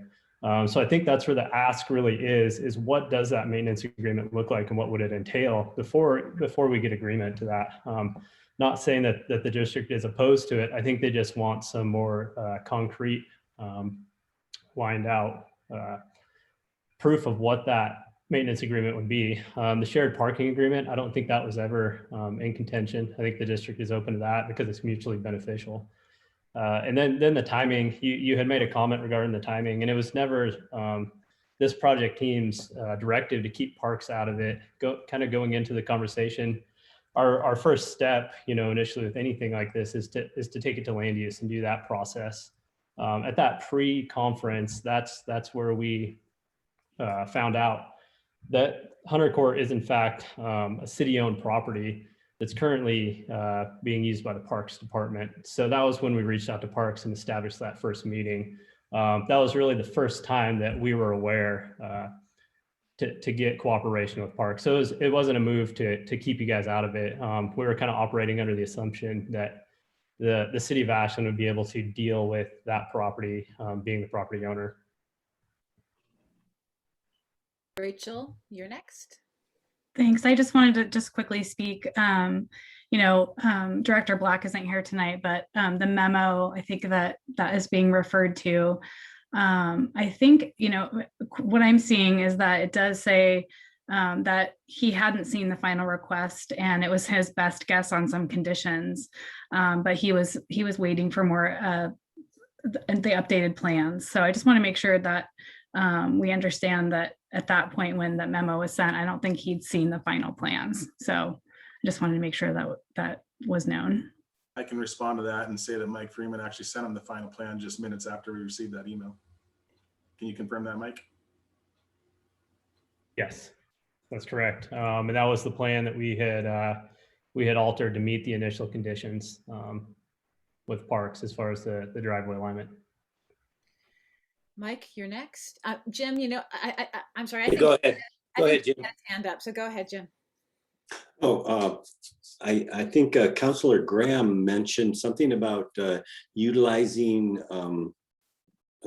that Hunter Court as a city street, and so the maintenance issues might be moved to another group. The city might take control of it. So I'm wondering what discussion has been had on that part of the plan. I can speak to that too. Good. So I'll just speak to that real quick. No one has spoken with the city regarding the changing Hunter Court to a city street at this point. The comment I think that Councilor Graham made was a conversation that she and I had over the last couple of days, that at some point in time that Hunter Court will probably turn into a city street, and it might be beneficial to both the school district and to Ashland Park and Recreation if it happens sooner rather than later. But if I could just back up, and I think really our discussion here comes down to 3 points. And let me just lay them out there, and maybe Steve, if you want to jot them down. You know, we originally talked about a cross parking agreement. I personally agree that that's probably a no-brainer. It can be done while everything else is going on. It's just an agreement, so we know each other might be using each other's facilities. That's probably not a big deal. We had asked, and we were concerned because the Hunter Court is on our property, that there be a comprehensive pedestrian plan, and that's where where we thought the need for connectivity to the central bike path might be important to the school district and to just pedestrian flow in that vicinity. I mean, once again, you have to realize that everyone using Hunter Court is technically on Parks property. So if there's not easy ways to get across streets to avoid cars, if there's not clear designated walkways, all that increases the liability and the safety to the pedestrians there. So I think that's important, and it's probably a deeper decision that needs to happen. The other one was the idea of a maintenance agreement. Is currently the city doesn't maintain that street. APRC maintains that street. So if something fails, it's our responsibility. As the school district puts more traffic flow on that street or changes some portions of the street, that's why we think there should be a maintenance agreement. And as Councilor Graham said to me last night, the school district doesn't build streets. They teach children and build schools. Well, APRC doesn't build streets either. We just happen to manage this one here. So really a maintenance agreement, it's probably not it's not an expensive thing, but it's something that should be there because of the increased use that's going to be on that, that street's going to receive increased use because of the reconfiguration of the school parking lot. So I think that's something that can be negotiated as we go forward. But I really think it's important from our perspective, and it should be from yours too, that agreement is also in place. Tiffany had her hand up at some point during that discussion. Tiffany, did you want to? Yeah, I did. Thanks, Eva. This is really informative, so I really appreciate getting to hear all of this conversation and really understanding better the concern. I guess I'm a little confused because right now we use Hunter Court heavily. Our families are on Hunter Court parking there, driving through there. That is a very heavily used piece of, that's a heavily used road. Has there been conversation before about about Ashland School District helping with the maintenance of that road? And the reason that I ask is because with this design and taking a look at the different traffic study, we aren't seeing that there's going to be an increase of traffic at all on Hunter Court. So that's the part that's confusing to me, is that we would be asked to help pay maintenance, which again, I don't understand what all that means, but we're not doing it now. And we're using the street very frequently now. It looks like we would either be using it the same amount or less. And then before I move on, I would really like to talk about this idea of possibly moving the road through to the bike path. And I can say, as an educator and as a principal of an elementary school, I would not be in favor of that. We have an incredible amount of folks who aren't part of our school community that we have to escort off of our property. We have folks that are coming onto our property with dogs, and they don't clean up after them, and they're off leash. They're not usually really excited when we ask them to leave. So having more access to the bike path, I don't see as being as a benefit to our school. So I saw Mike's hand flash up at one point and Rick's hand flash up at one point. Mike, you're unmuted if you want to go ahead.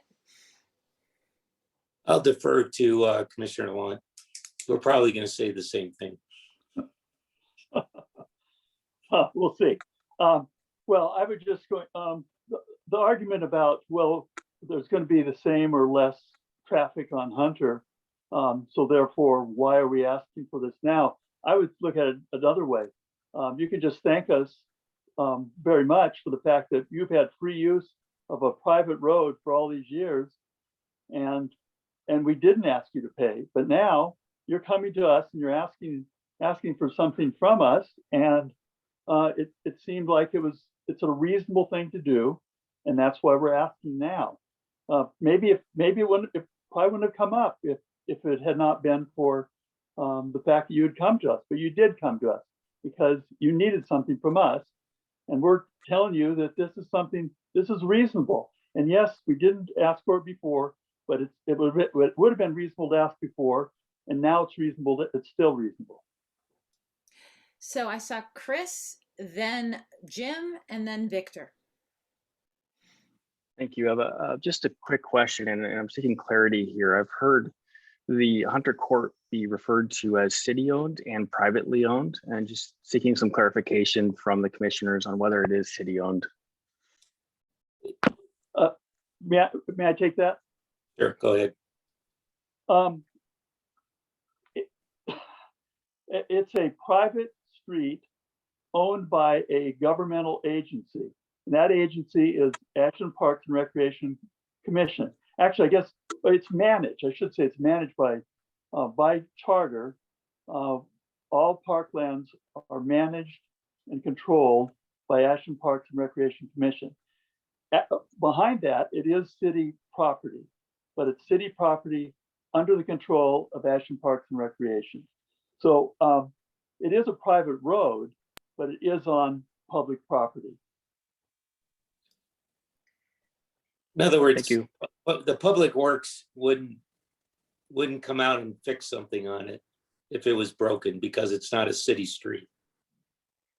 I mean, we might coax them to come out, but technically, and I mean, it would be I just want to add this, and it's not to be flippant, but if the roles were reversed, and say you had a private street on school district property, and we were going to build a pool and tennis courts next to it, and we wanted to use your road to access those points, you might expect us to do the same thing to add, to pay for some maintenance on that street, or to have a pedestrian plan of how people were going to, access that particular area.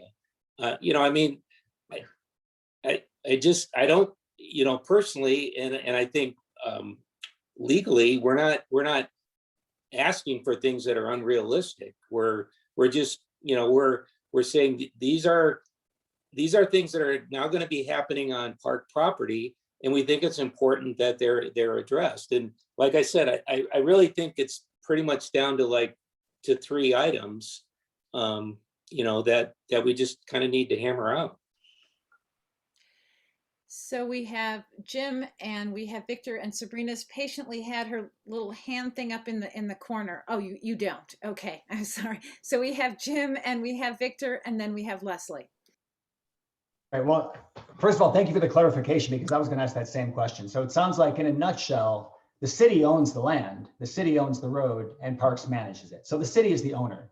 And I think in my analogy, I own a rental property and I may have a landlord manage it, but ultimately, as the owner, I'm the one responsible. If something goes wrong, it doesn't really matter what the landlord does. I'm going to be the one held responsible as the owner. So I'm kind of curious in terms of the city and what Tanya Graham had asked about getting the road to the city and why the city wouldn't just take it. I mean, I think we can all agree it's the city's job to maintain roads. That's what they do well. And Parks maintains parks and recreation, and they do it really well. And Ashland schools teach kids really well. So I'm kind of curious about that. And I guess I'm confused. I'm going to echo Tiffany a little bit in that, in terms of using that private road, it'd be interesting to know. Certainly, obviously, I didn't know it was a private road until recently. I would be willing to bet that most Ashlanders wouldn't know that. And, one argument could be made that, all the fees that citizens pay every year and the taxes and all those kind of things that go to Ashland Parks and Rec, those are the fees. That's the sharing and helping to pay for everything that Parks does. And that road is just one of those things that the community uses for various purposes, whether it's showing up to play tennis, to use the pool, to go down and play baseball, or for that half an hour at 8 a.m. and half an hour at 3 p.m. to drop off kids and pick up kids, that it really is community use. And that the community is already paying for use of that road through the fees, the various fees and taxes that the community pays to parks. I suppose if Parks manages it, in theory, you guys, I suppose, could put up a gate and just block the road if you wanted to, and then only let people that you want to use it. Is that true? Well, it might be true, but it's foolish, Jim. But Well, I agree it's foolish, and that's why I'm making the point that it's, as a community use, it feels to me as a citizen that, we pay a lot of taxes in Ashland, as we all know. And we love to support our parks and all that, but we do that through our fees and through those things. And so asking Ashland taxpayers to pay an additional fee through the schools, in addition to what we already pay to Parks and Rec, I guess that confuses me into why that would be a different bucket. So Victor has been waiting, and then Rick had his hand up. Great minds think alike, because I was going to ask the same exact question as Chris and Jim. And so I appreciate the clarifications there. It certainly seems like Hunter Court is this piece of space that is of really mutual interest to our entire communities, our constituent communities, and the entire Ashland community. So I really appreciate the focused discussion there. I guess I have a question.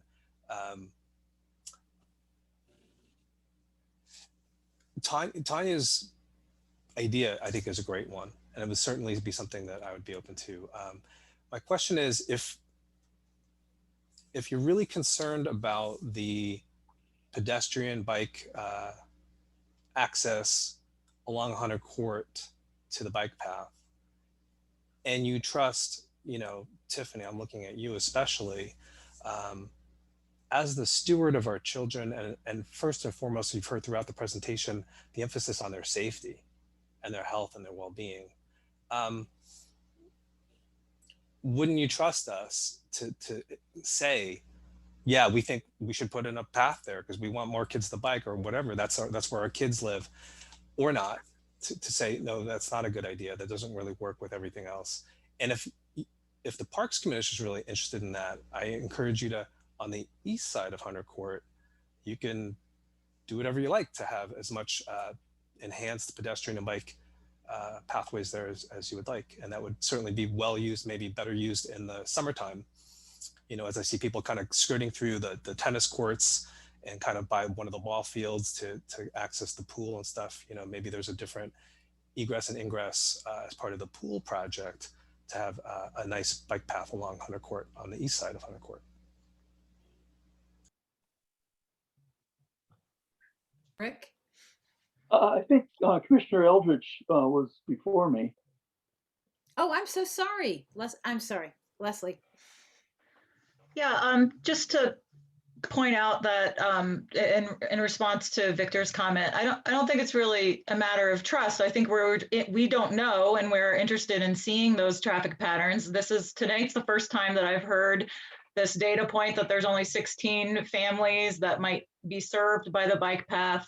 And I'm very much, I would love to, just for my own benefit, I'd love to learn and see this report that was mentioned earlier, that I think it's wonderful that you're actually doing an analysis. I know anecdotal information is really important as well, but I think that's great. I'm gonna go back to this idea of connectivity with pedestrians and bikes in the central bike path. And I just want to point out that because you are moving all the admin and a major entrance to the school over to the east side, I would again point out that it possibly might have more students approaching the school from that east side and potentially using Hunter Court, since that is it sounds like that would be now the new main entrance.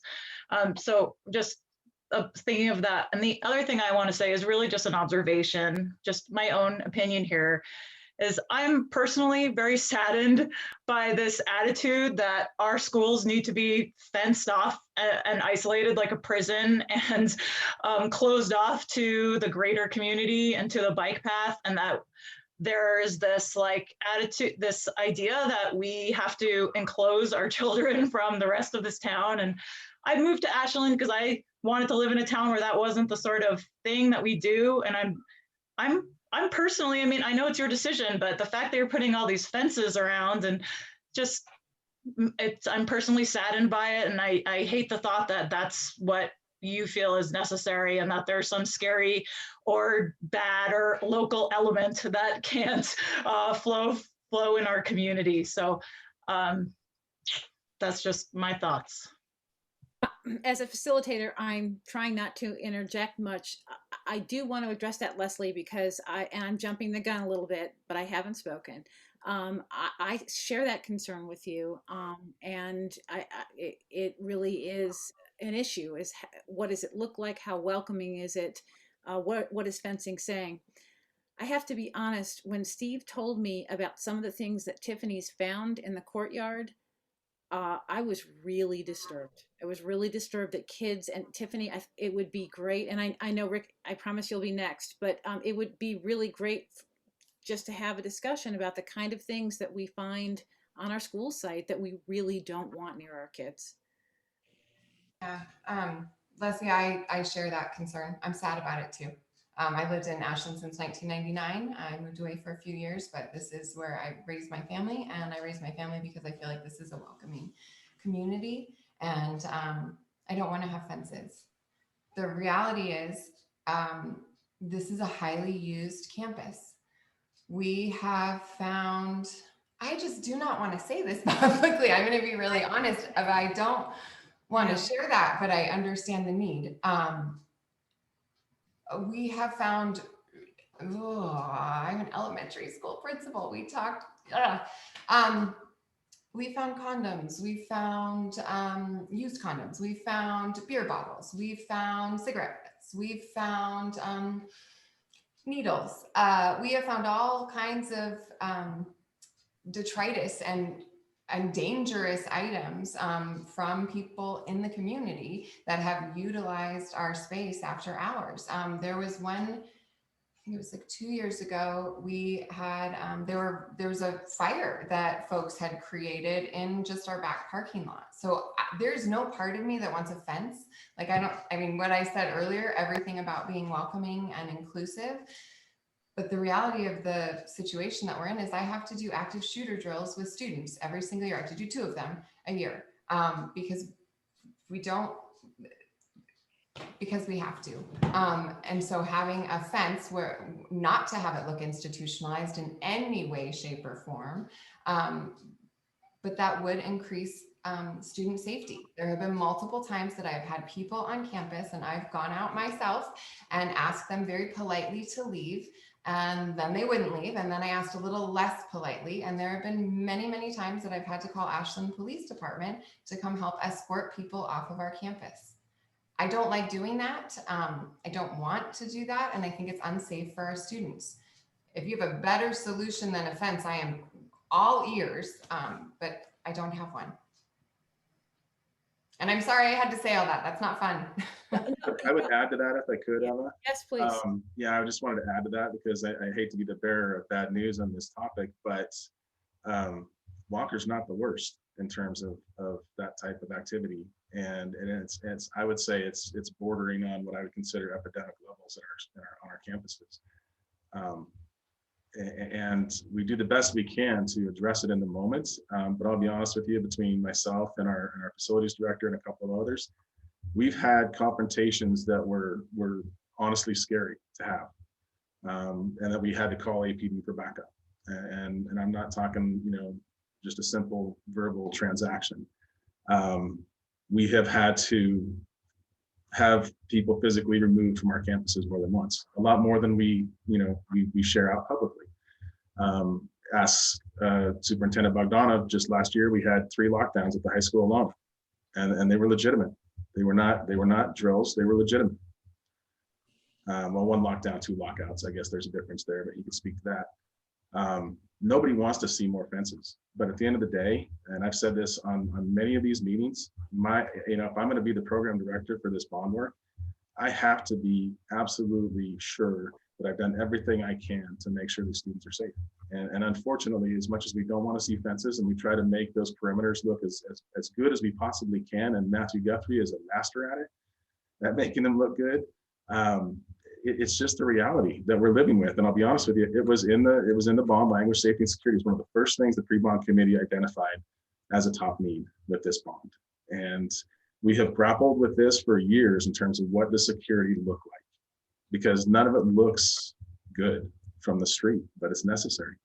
So I just wanted to add that this isn't unique to Walker. This is something we're challenged with on every campus. So it is 8:21. We agreed to a 2-hour meeting. We are 9 minutes away from a 2-hour meeting. We clearly have a lot of steps forward. I'd like to have a final discussion, and I know, Mike, you've been super patient, and you have Rick too. How are we going forward? I'd be glad to speak to that. And I just say, Principal Burns described parks when she said everything that she finds. I mean, don't forget, you're talking to park commissioners. That's, we live in that world too. So it's not, that we totally get it. And, that's off subject, because we're not disputing how you're going to design your schools. But I will say, and other commissioners can jump in, but I'm gonna try to wrap up from us and say that the school board needs to answer these 3 questions at a minimum, but I'm going to leave these out. We need a cross parking agreement. We need a discussion, and we probably need a maintenance agreement on that street, and we need to have a serious discussion on that. But you, as a board, need to decide if that's off the table and you don't want to discuss it, or you need to make that decision. And then I really believe that there needs to be a comprehensive pedestrian plan.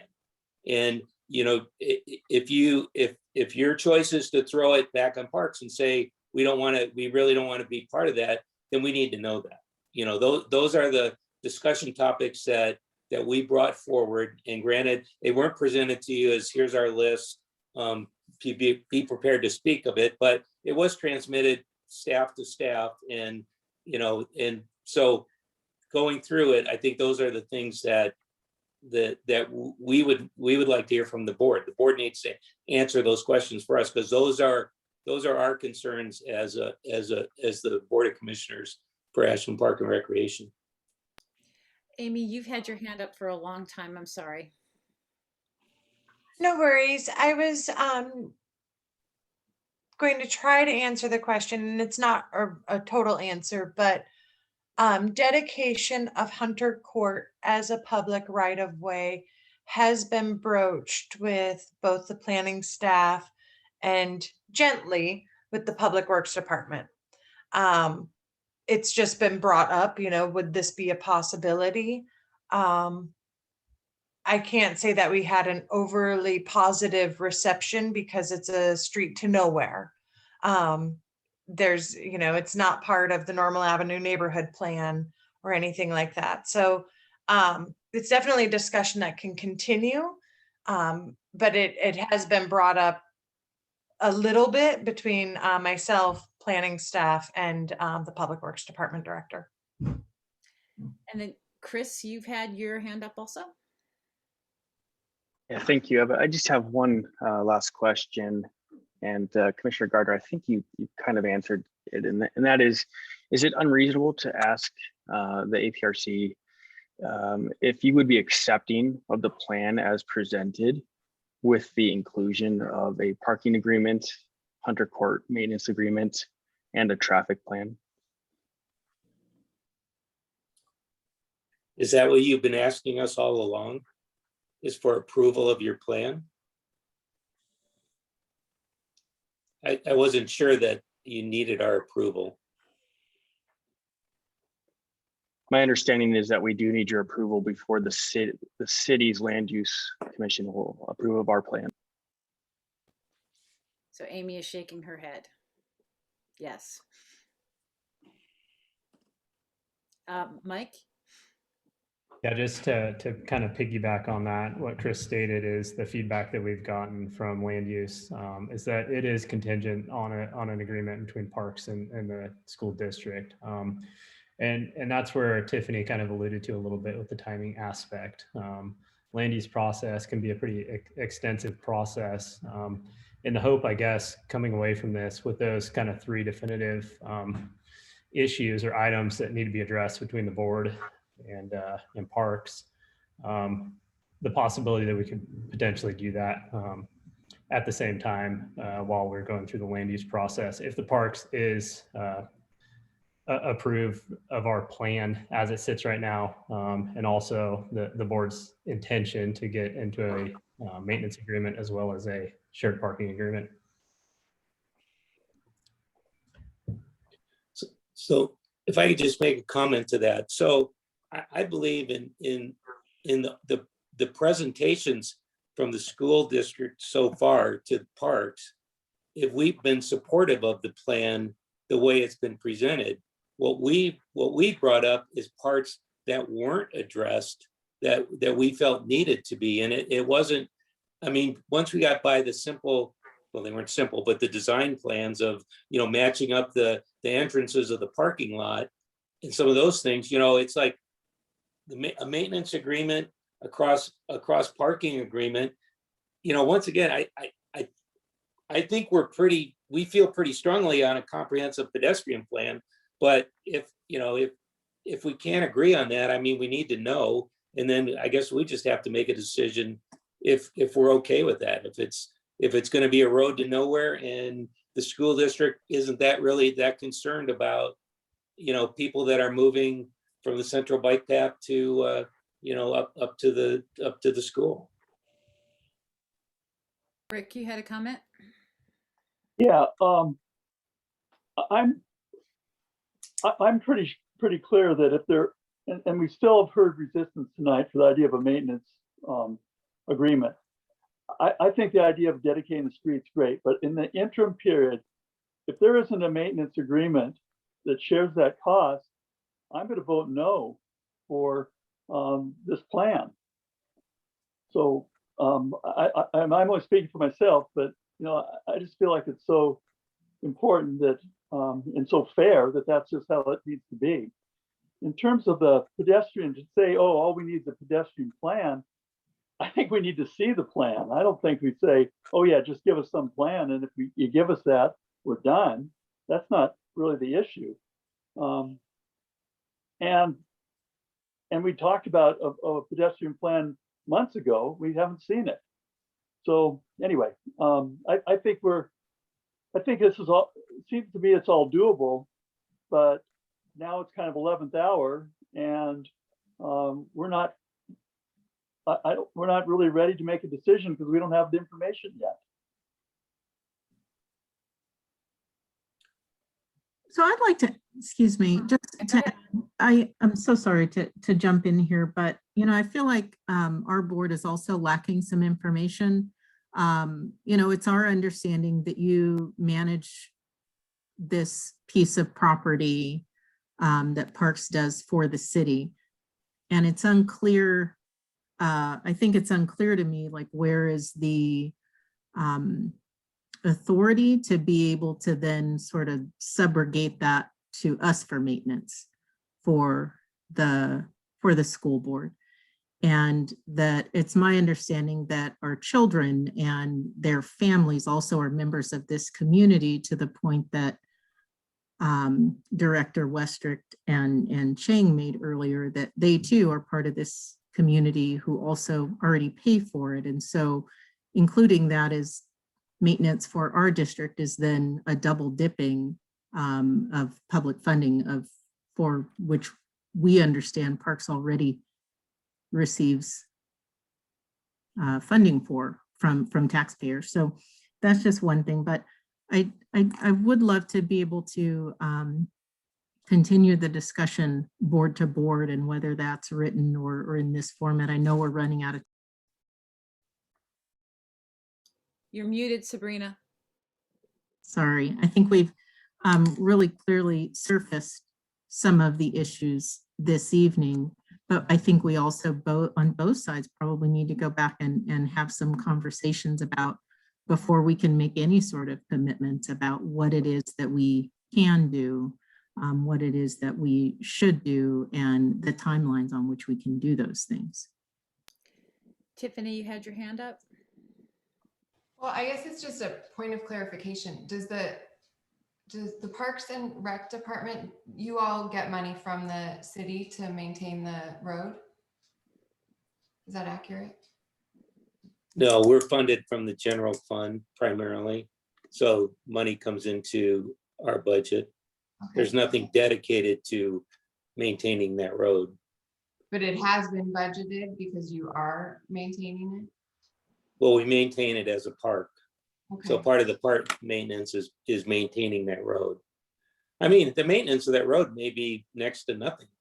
I mean, and it could become a dedicated city street in a year, and it would almost be a moot point. But I guess for some reason, I guess the argument that we've been making is not resonating with the board. So I just think that's what.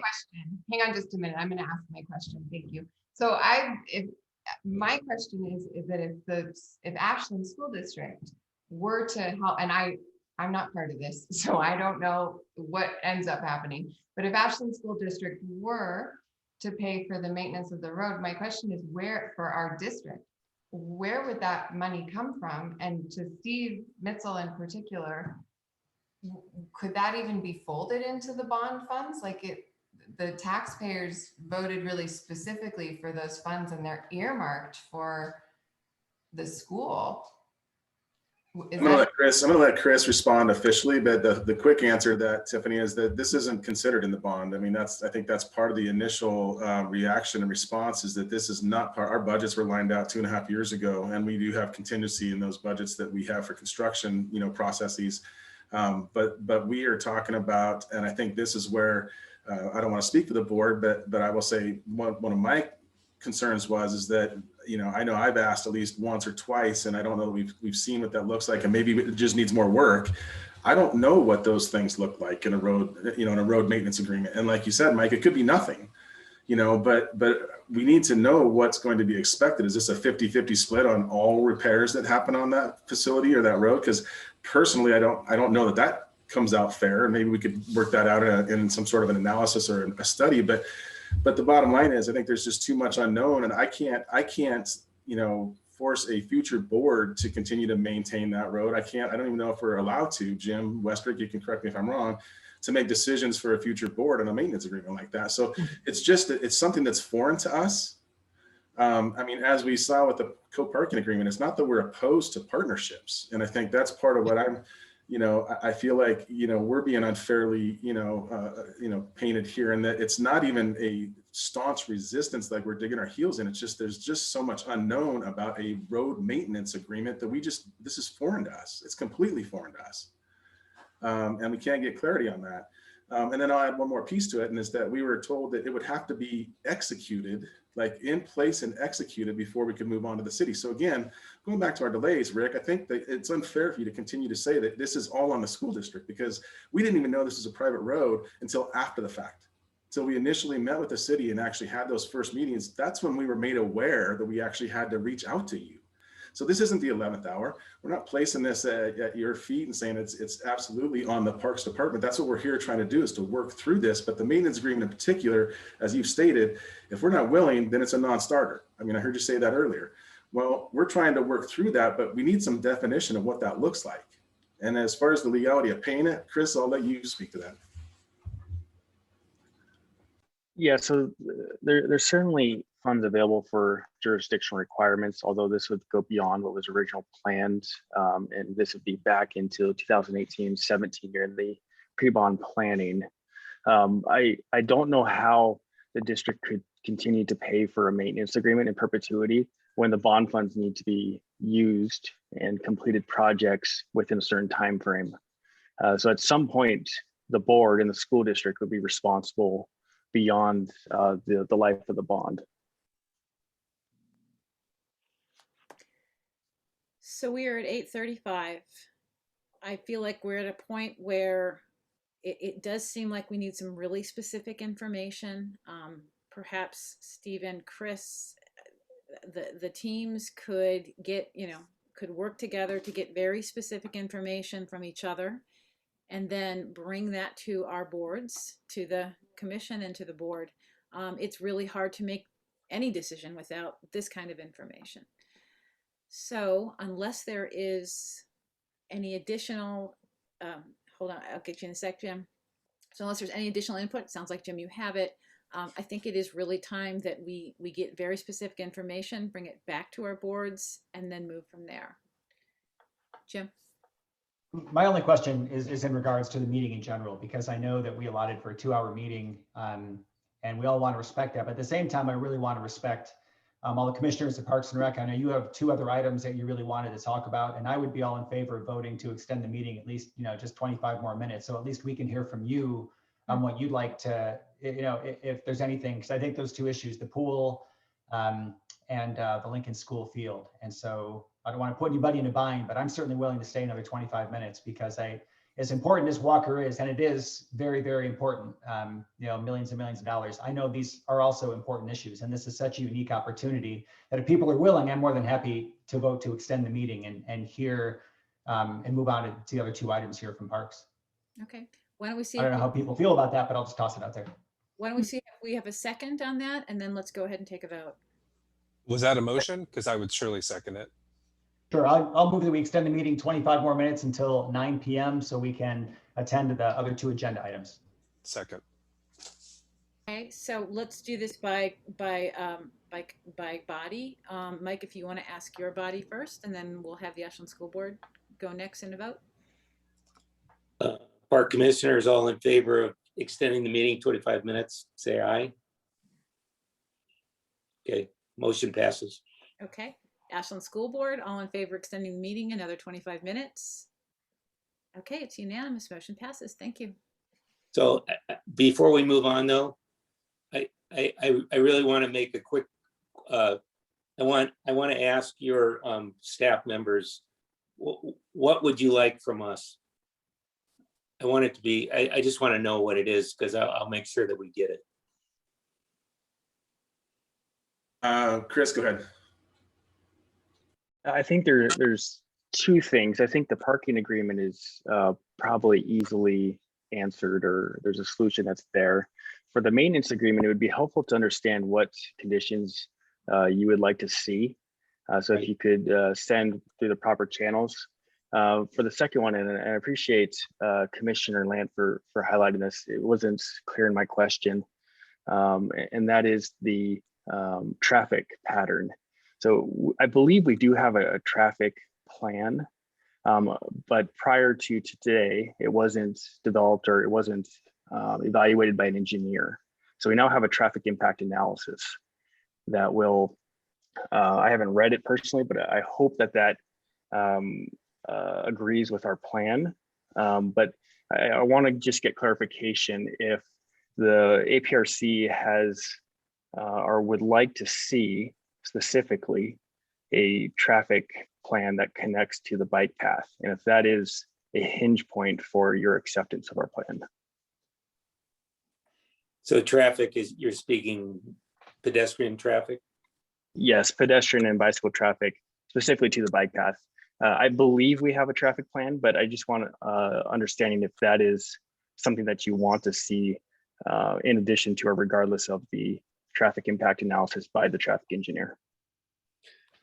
Well, I mean, specifically, our request was more for a comprehensive pedestrian plan. So I believe that would be important information to give to us because, I mean, we're making assumptions as well. I mean, we don't have a traffic study either. So if you have that available and can provide it for us, we can probably better define what we think we'd like to see as far as the pedestrian flow of traffic in that area. I mean, we pretty much know what the vehicular traffic's going to be, and I don't, anyways. So we can do, if you do that for us, you want to know what we think a maintenance agreement would look like. Okay. And then there probably is no problem working out a cross parking agreement. So we can handle that anytime, any place. Okay. Thank you. We'll make sure that and the reason I'm asking you specifically is because I'm not sure when Michael Black's going to be back in the office. So, we can start, Rachel and I, and, with Michael's help, we can probably start working on this before he gets back. I appreciate that. That would be really helpful in moving the process. Thank you. Okay, Mike, would you like to go ahead then take over this part of the meeting where we're talking about Lincoln School Field and about the pool? Okay. As you all know, we have a aging pool facility that may limp on for a couple more years, may not. Probably most of the school children in Ashland use the pool, as well as master swimmers, and to some extent the high school water polo and swim teams. It's our only public pool, and it's probably, like I said, it's probably not going to last very much longer. So I have a couple things, but really maybe I should defer. Rachel, would you like to give any information before I get specific? I just actually I have do you want me to show the design, the design that we have? You could flip it up there, yeah. Okay, I can flip it up there while you're talking. You go ahead and get specific. So here's the deal. As you know, or may not know, so APRC, we're struggling budget-wise, and not because we've mismanaged our money, but because actually the city has been reducing the amount of general funding that they distribute towards park and recreation. So there's some changes afoot. I don't know if anybody's been watching the budget meetings, but we have multiple hurdles ahead of us, trying to maintain what we have and replace what might be failing here in the next couple of years. One of the things that's probably most prominent in our plans moving forward is the replacement of Daniel Meyer Pool. We've come up with a design that is, most of you have probably seen it. It's a little larger configuration. It has a deep end. It has multiple lanes. But one thing, the reason why we wanted to bring it to the school district is we really don't know what the school district commitment is to the pool. And many of the upgrades that we're designing into this pool are really directed more towards high school athletics, more than kinder swim and masters lap swimmers. So I wanted to make sure that our plan, you at least got to see, if you haven't watched any APRC meetings or attended any of our sorry, I'm losing my battery. Anyways, I didn't have a planned presentation for this, so I'm kind of stumbling through. I apologize for that. But I guess I would like some feedback, or the Board of Commissioners would like some feedback from the school district if it seems like possibly that we should change the design, or if we should incorporate the items that would enhance the use by public schools for athletics, for water polo and swimming, or if we should just design it for other uses that the community would need. So I guess that's my basic ask right now. Michael? Yeah. Excuse me, Mike. Yeah. I'd like to, if I could just add to that. The pool, we thought the pool was going to be about somewhere in the $3 million range. But then when we started adding, enlarging it to accommodate the high school sports, we've now have a price of around $5 million. And all that is not because of the sports, but some of it's just the inflation, et cetera. But the point is, we've had some real cost creep, which I'm sure the Ashland School District board members understand. And so given that, we need to really know whether Ashland School District is on board with wanting these programs that are going to be costly. Thank you.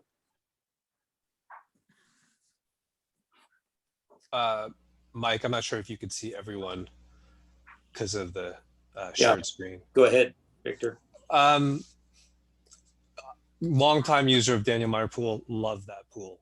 I really have been following, just as a citizen, the working somewhat of the pool ad hoc committee, and it's really cool to see this plan. I'd say just for me, I'm not an expert. You don't have the experts in the room. I assume on that ad hoc committee, you had some folks from Master Swim, water polo, maybe the swim team at the high school, et cetera. I read through the plan a little bit, and it looks like you've kind of expanded the envelope and kind of moved into where the kiddie pool or the wading pool used to be. And there's like, it's a 25 yard by 25 meter kind of pool. So it's sort of not quite square, but like we saw, rectangular. And is that mostly to accommodate, lap, swim, and meets? I assume either one of those distances is really a meet length, although I feel like there's a lot of 50-meter pools, like you just have double the length. Obviously, we don't have that.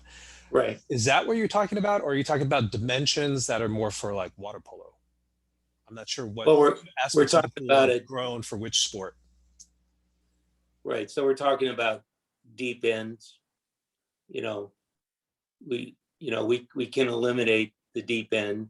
We can shrink the footprint of the pool. I mean, the pool as it's configured now would accommodate more lanes for swim meets. The deep end would accommodate a dive start for a swim meet, which generally those sports require. A deep end would accommodate water polo. A deep end adds to the expense of the pool. The deep end, so that you can have multiple events, not necessarily events, but practice and maybe an event, or to do different practices taking place at once. This size pool accommodates that. You might have lap swim and you might have something else. So is that whole like main rectangular part of the pool the same depth and basically deep? No, it has a deep end. Okay, as long as I mean, we got lots of kids who talk about learning to swim, and we had the woman on earlier. As long as there's enough access for the littler ones who are need 3 foot or 4 foot. Okay, so there's a deep end, but it's not the whole pool is that deep. No. Okay, thank you. Jim. Hey, Mike. So if I understand your original question was, you showed us, I love that diagram. And my daughter being a swimmer and a water polo player, probably wishes she were born 10 years later. But my question, I think your question for us says, will the district use it? You were kind of asking, is that something is the district interested in using it? Is that your question for us? I'm trying to. I mean, just like North Mountain Park, where we would rent it to you. Sure, exactly. So I would imagine Victor brought up like the ad hoc committee. I'm certain this isn't the first time you're asking the district if we would use it, right? You went ahead and designed it and all. So clearly you've already done your homework, you've done your research. What have you been told by the representatives from the district thus far about us using it? We haven't been told anything by the district. Oh, really? Okay, well Well, I know that we currently rent it, I think, for the swim team, I think 12 weeks, it's around 10,500. The water polo team is actually a club sport, so it's funded by families and operated by families. I think the rental there for 17 weeks is about 17,000. And I would imagine that we would want to continue a rental relationship.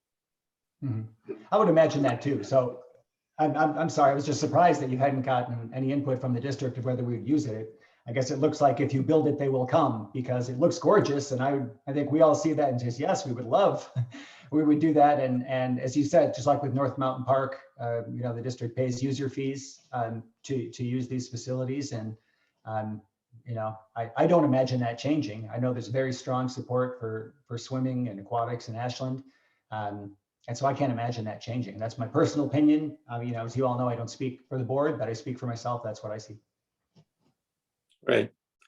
So, I mean, basically, we're coming to you to make sure that relationship would perpetuate into the future, because otherwise we might make changes that would, you know, that would reduce the cost of the pool. If in fact, you know, the school district said, you know, we're not really that interested in water polo or, you know, or hosting swim meets or anything like that. So that's what we want to know. Yeah, well, that's great. I assume you've reached out to Phoenix Talent as well, because they also have swim teams, water polo, and gotten input from them too. Yes, Good. we have. Did you want to speak, Eva? Yeah, I was just curious about the other high schools like Phoenix Talent that would be using it. So are you anticipating that there would be higher rental costs, or, you know, I'm just curious what it is that's kind of important for you to know from us. Yeah, well, I would assume that there would be potentially higher costs because of the expanded ability to host meets or do, you know, various things. So, you know, whether it's a club sport or a school sanctioned sport, the fees could go up for a better facility. And that's what we're, you know, thinking of creating. Not a better facility, but a more user-friendly facility, right? You know, right now, water polo can't use it. You can't have the dive starts, you know, all those things that we would be building into it.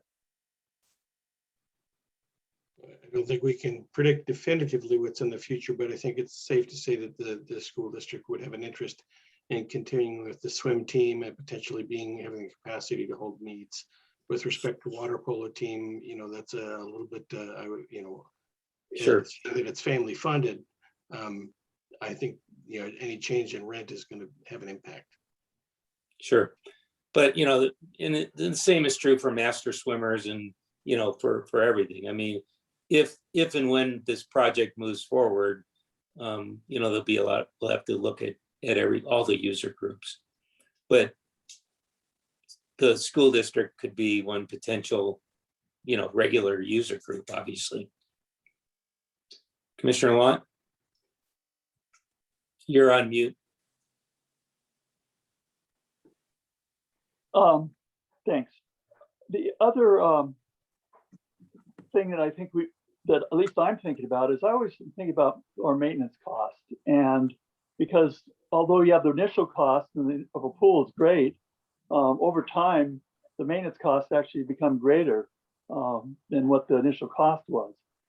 And by having that deep end, basically for water polo, that means it increases the volume of the pool water significantly. And what that does, then that means that we have to heat more water. And that's the biggest non-labor cost involved in the pool. So this really is an important question to us. When we're seeing that our budgets are getting tighter over time, we have to ask ourselves, you know, where can we cut? And this is a place that we have to think about, and we have to make tough choices. And sometimes somebody gets left out, and it would be really a shame if we didn't have a place for water polo. But there really is a budgetary reason why we would consider that. Sabrina? you so much, Mike. Just a quick question, or two quick questions. One is, you mentioned earlier that you hadn't really heard anything from the district, and that was part of the reason for bringing this forward. Is that because you had previously made overtures to the district and just not heard anything? Or I'd like to understand better how the district was engaged and what kind of feedback you got in that process. I don't think that any of the directors has misspoken that I think we certainly would be interested, but I'm thinking about my own fiduciary duties to the public and to our district as a fiscal steward. And I'm wondering also if you have any like financial illustrations we could look at about what that cost would be. It's difficult for me to encumber the district to incur additional costs without understanding what that cost might be. Sure, and let me answer that one first. So obviously we haven't built the pool yet, and so it's as difficult for me to project what changes in fees might look like. And also, I'm not a staff member, so I don't really know that. I don't even know that Rachel could answer that question, but I mean, we could project possibly what that would be. But let me go back to the first question is, so we had a pool ad hoc committee that was made up of several community members. In fact, the high school swim coach was part of that group, and and the water polo people were well represented. And I realize that's a club sport and not a school sanctioned sport, but the community basically came together and made the recommendation of what kind of pool they wanted. We didn't have any Ashland School Board director come to any of those public meetings, and we didn't necessarily reach out to, I mean, I think I think Michael Black, may have spoke to school staff members that maybe are no longer there, since this process started 3 or 4 years ago.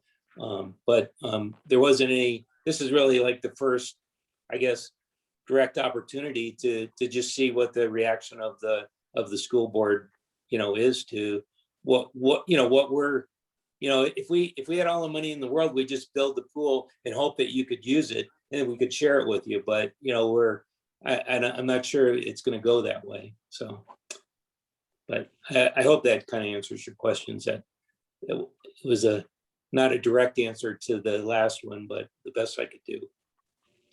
It's helpful. Commissioner Watt? There's probably a lot more questions to do with the pool, but I don't want this meeting to end without us touching on Lincoln School Park.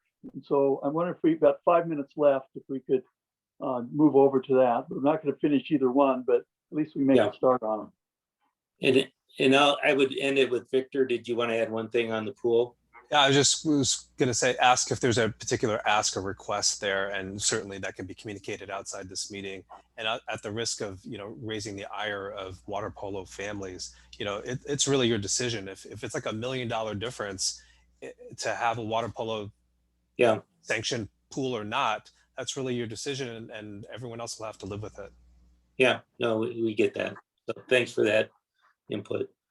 So Lincoln School Field, as you refer to it, I mean, I think we're just speaking for the public in this case. We're kind of we can't really relate it to Briscoe School, but the Briscoe School was a great outcome. The school district was able to sell a facility. The city bought it. It looks like they're going to be able to resell it, which is great for them.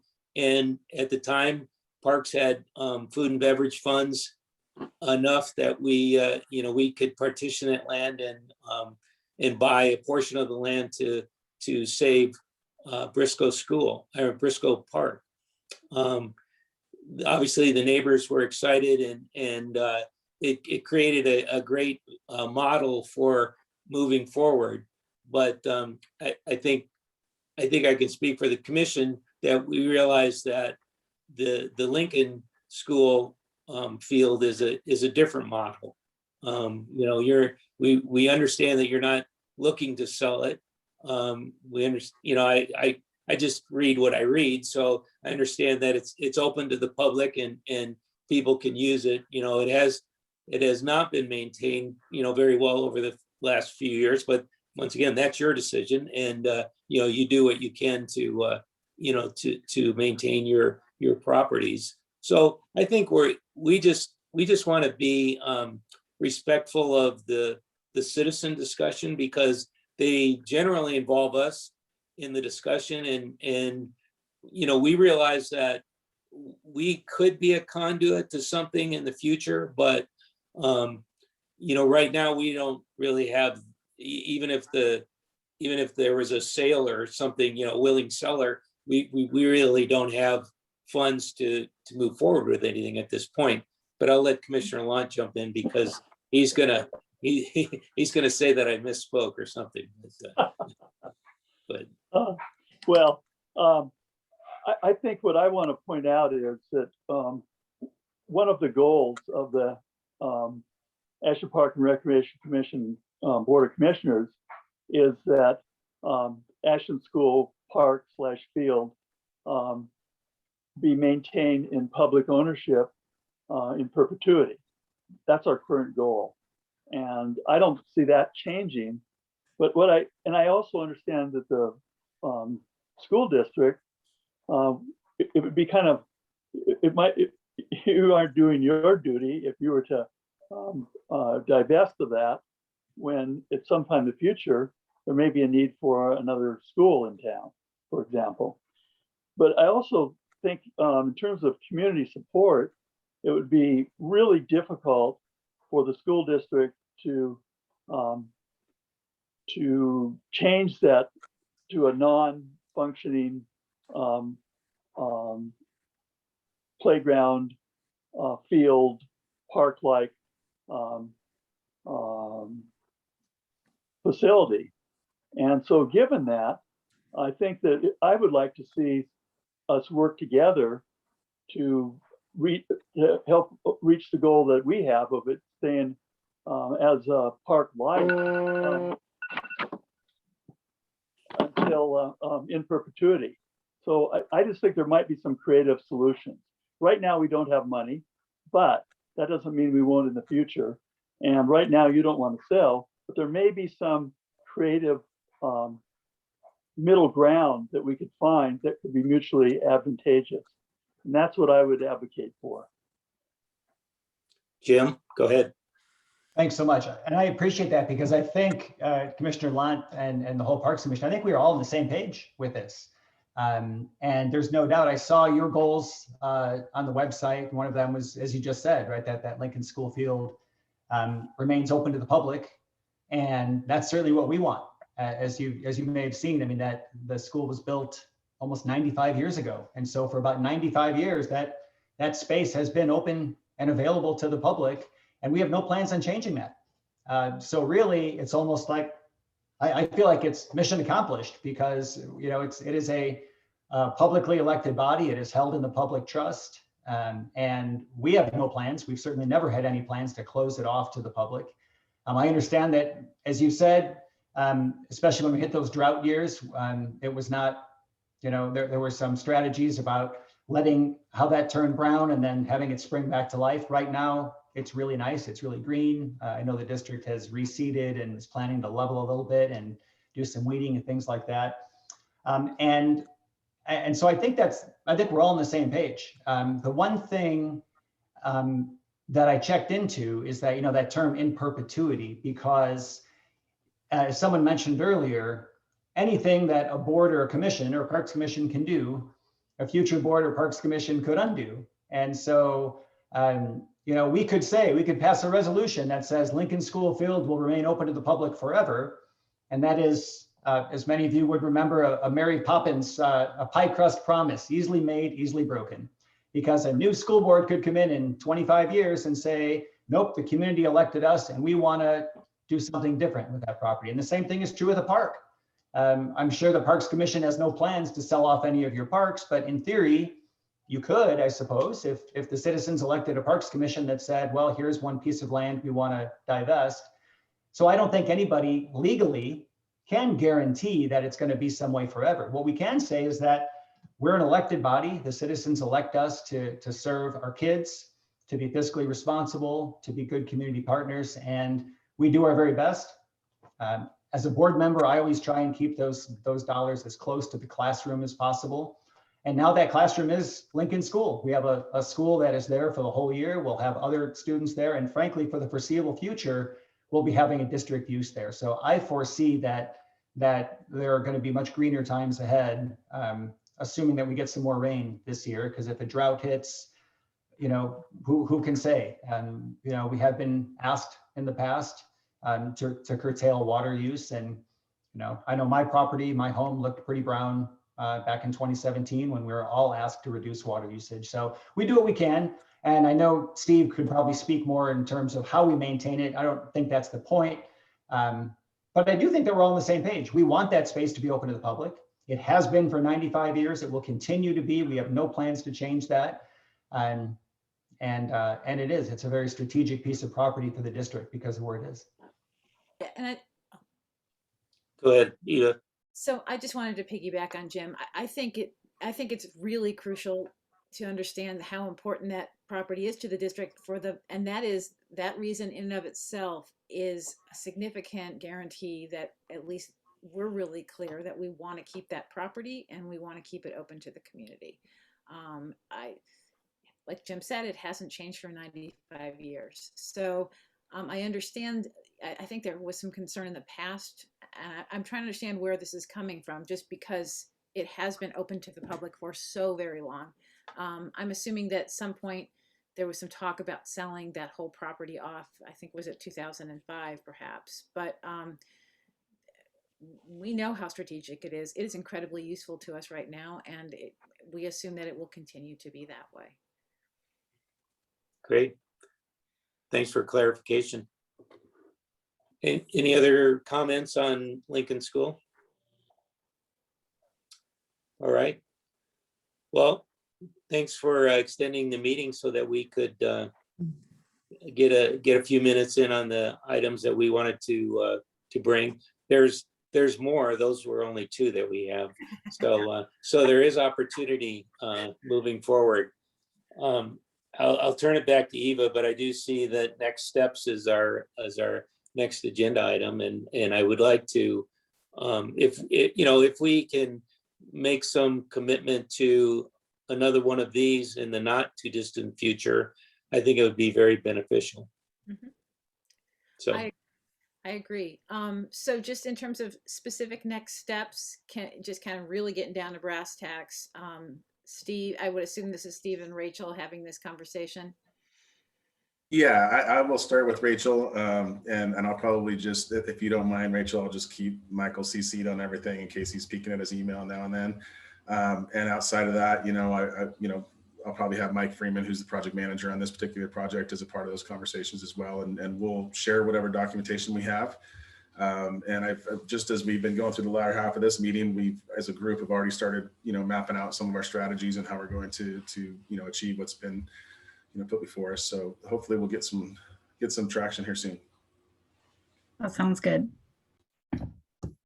I want to thank everybody. This is not easy. I mean, we've certainly discovered that we don't necessarily all have the same information, that all of us have made assumptions in some way or another. And I really appreciate this is an incredible opportunity that we've had to come together, realize what we need to do going forward.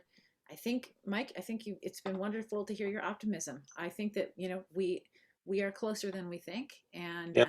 I'm really excited about our next steps and where we can go. So thank you so much for meeting with us. Very appreciated. Okay. Well, it was nice to meet everyone, and hopefully the chairs can set up another meeting in the not too distant future. Absolutely. All right. Thanks everyone for your attending tonight. We appreciate it. Thank you. Thank you, everybody. Thank you, everyone. Good night.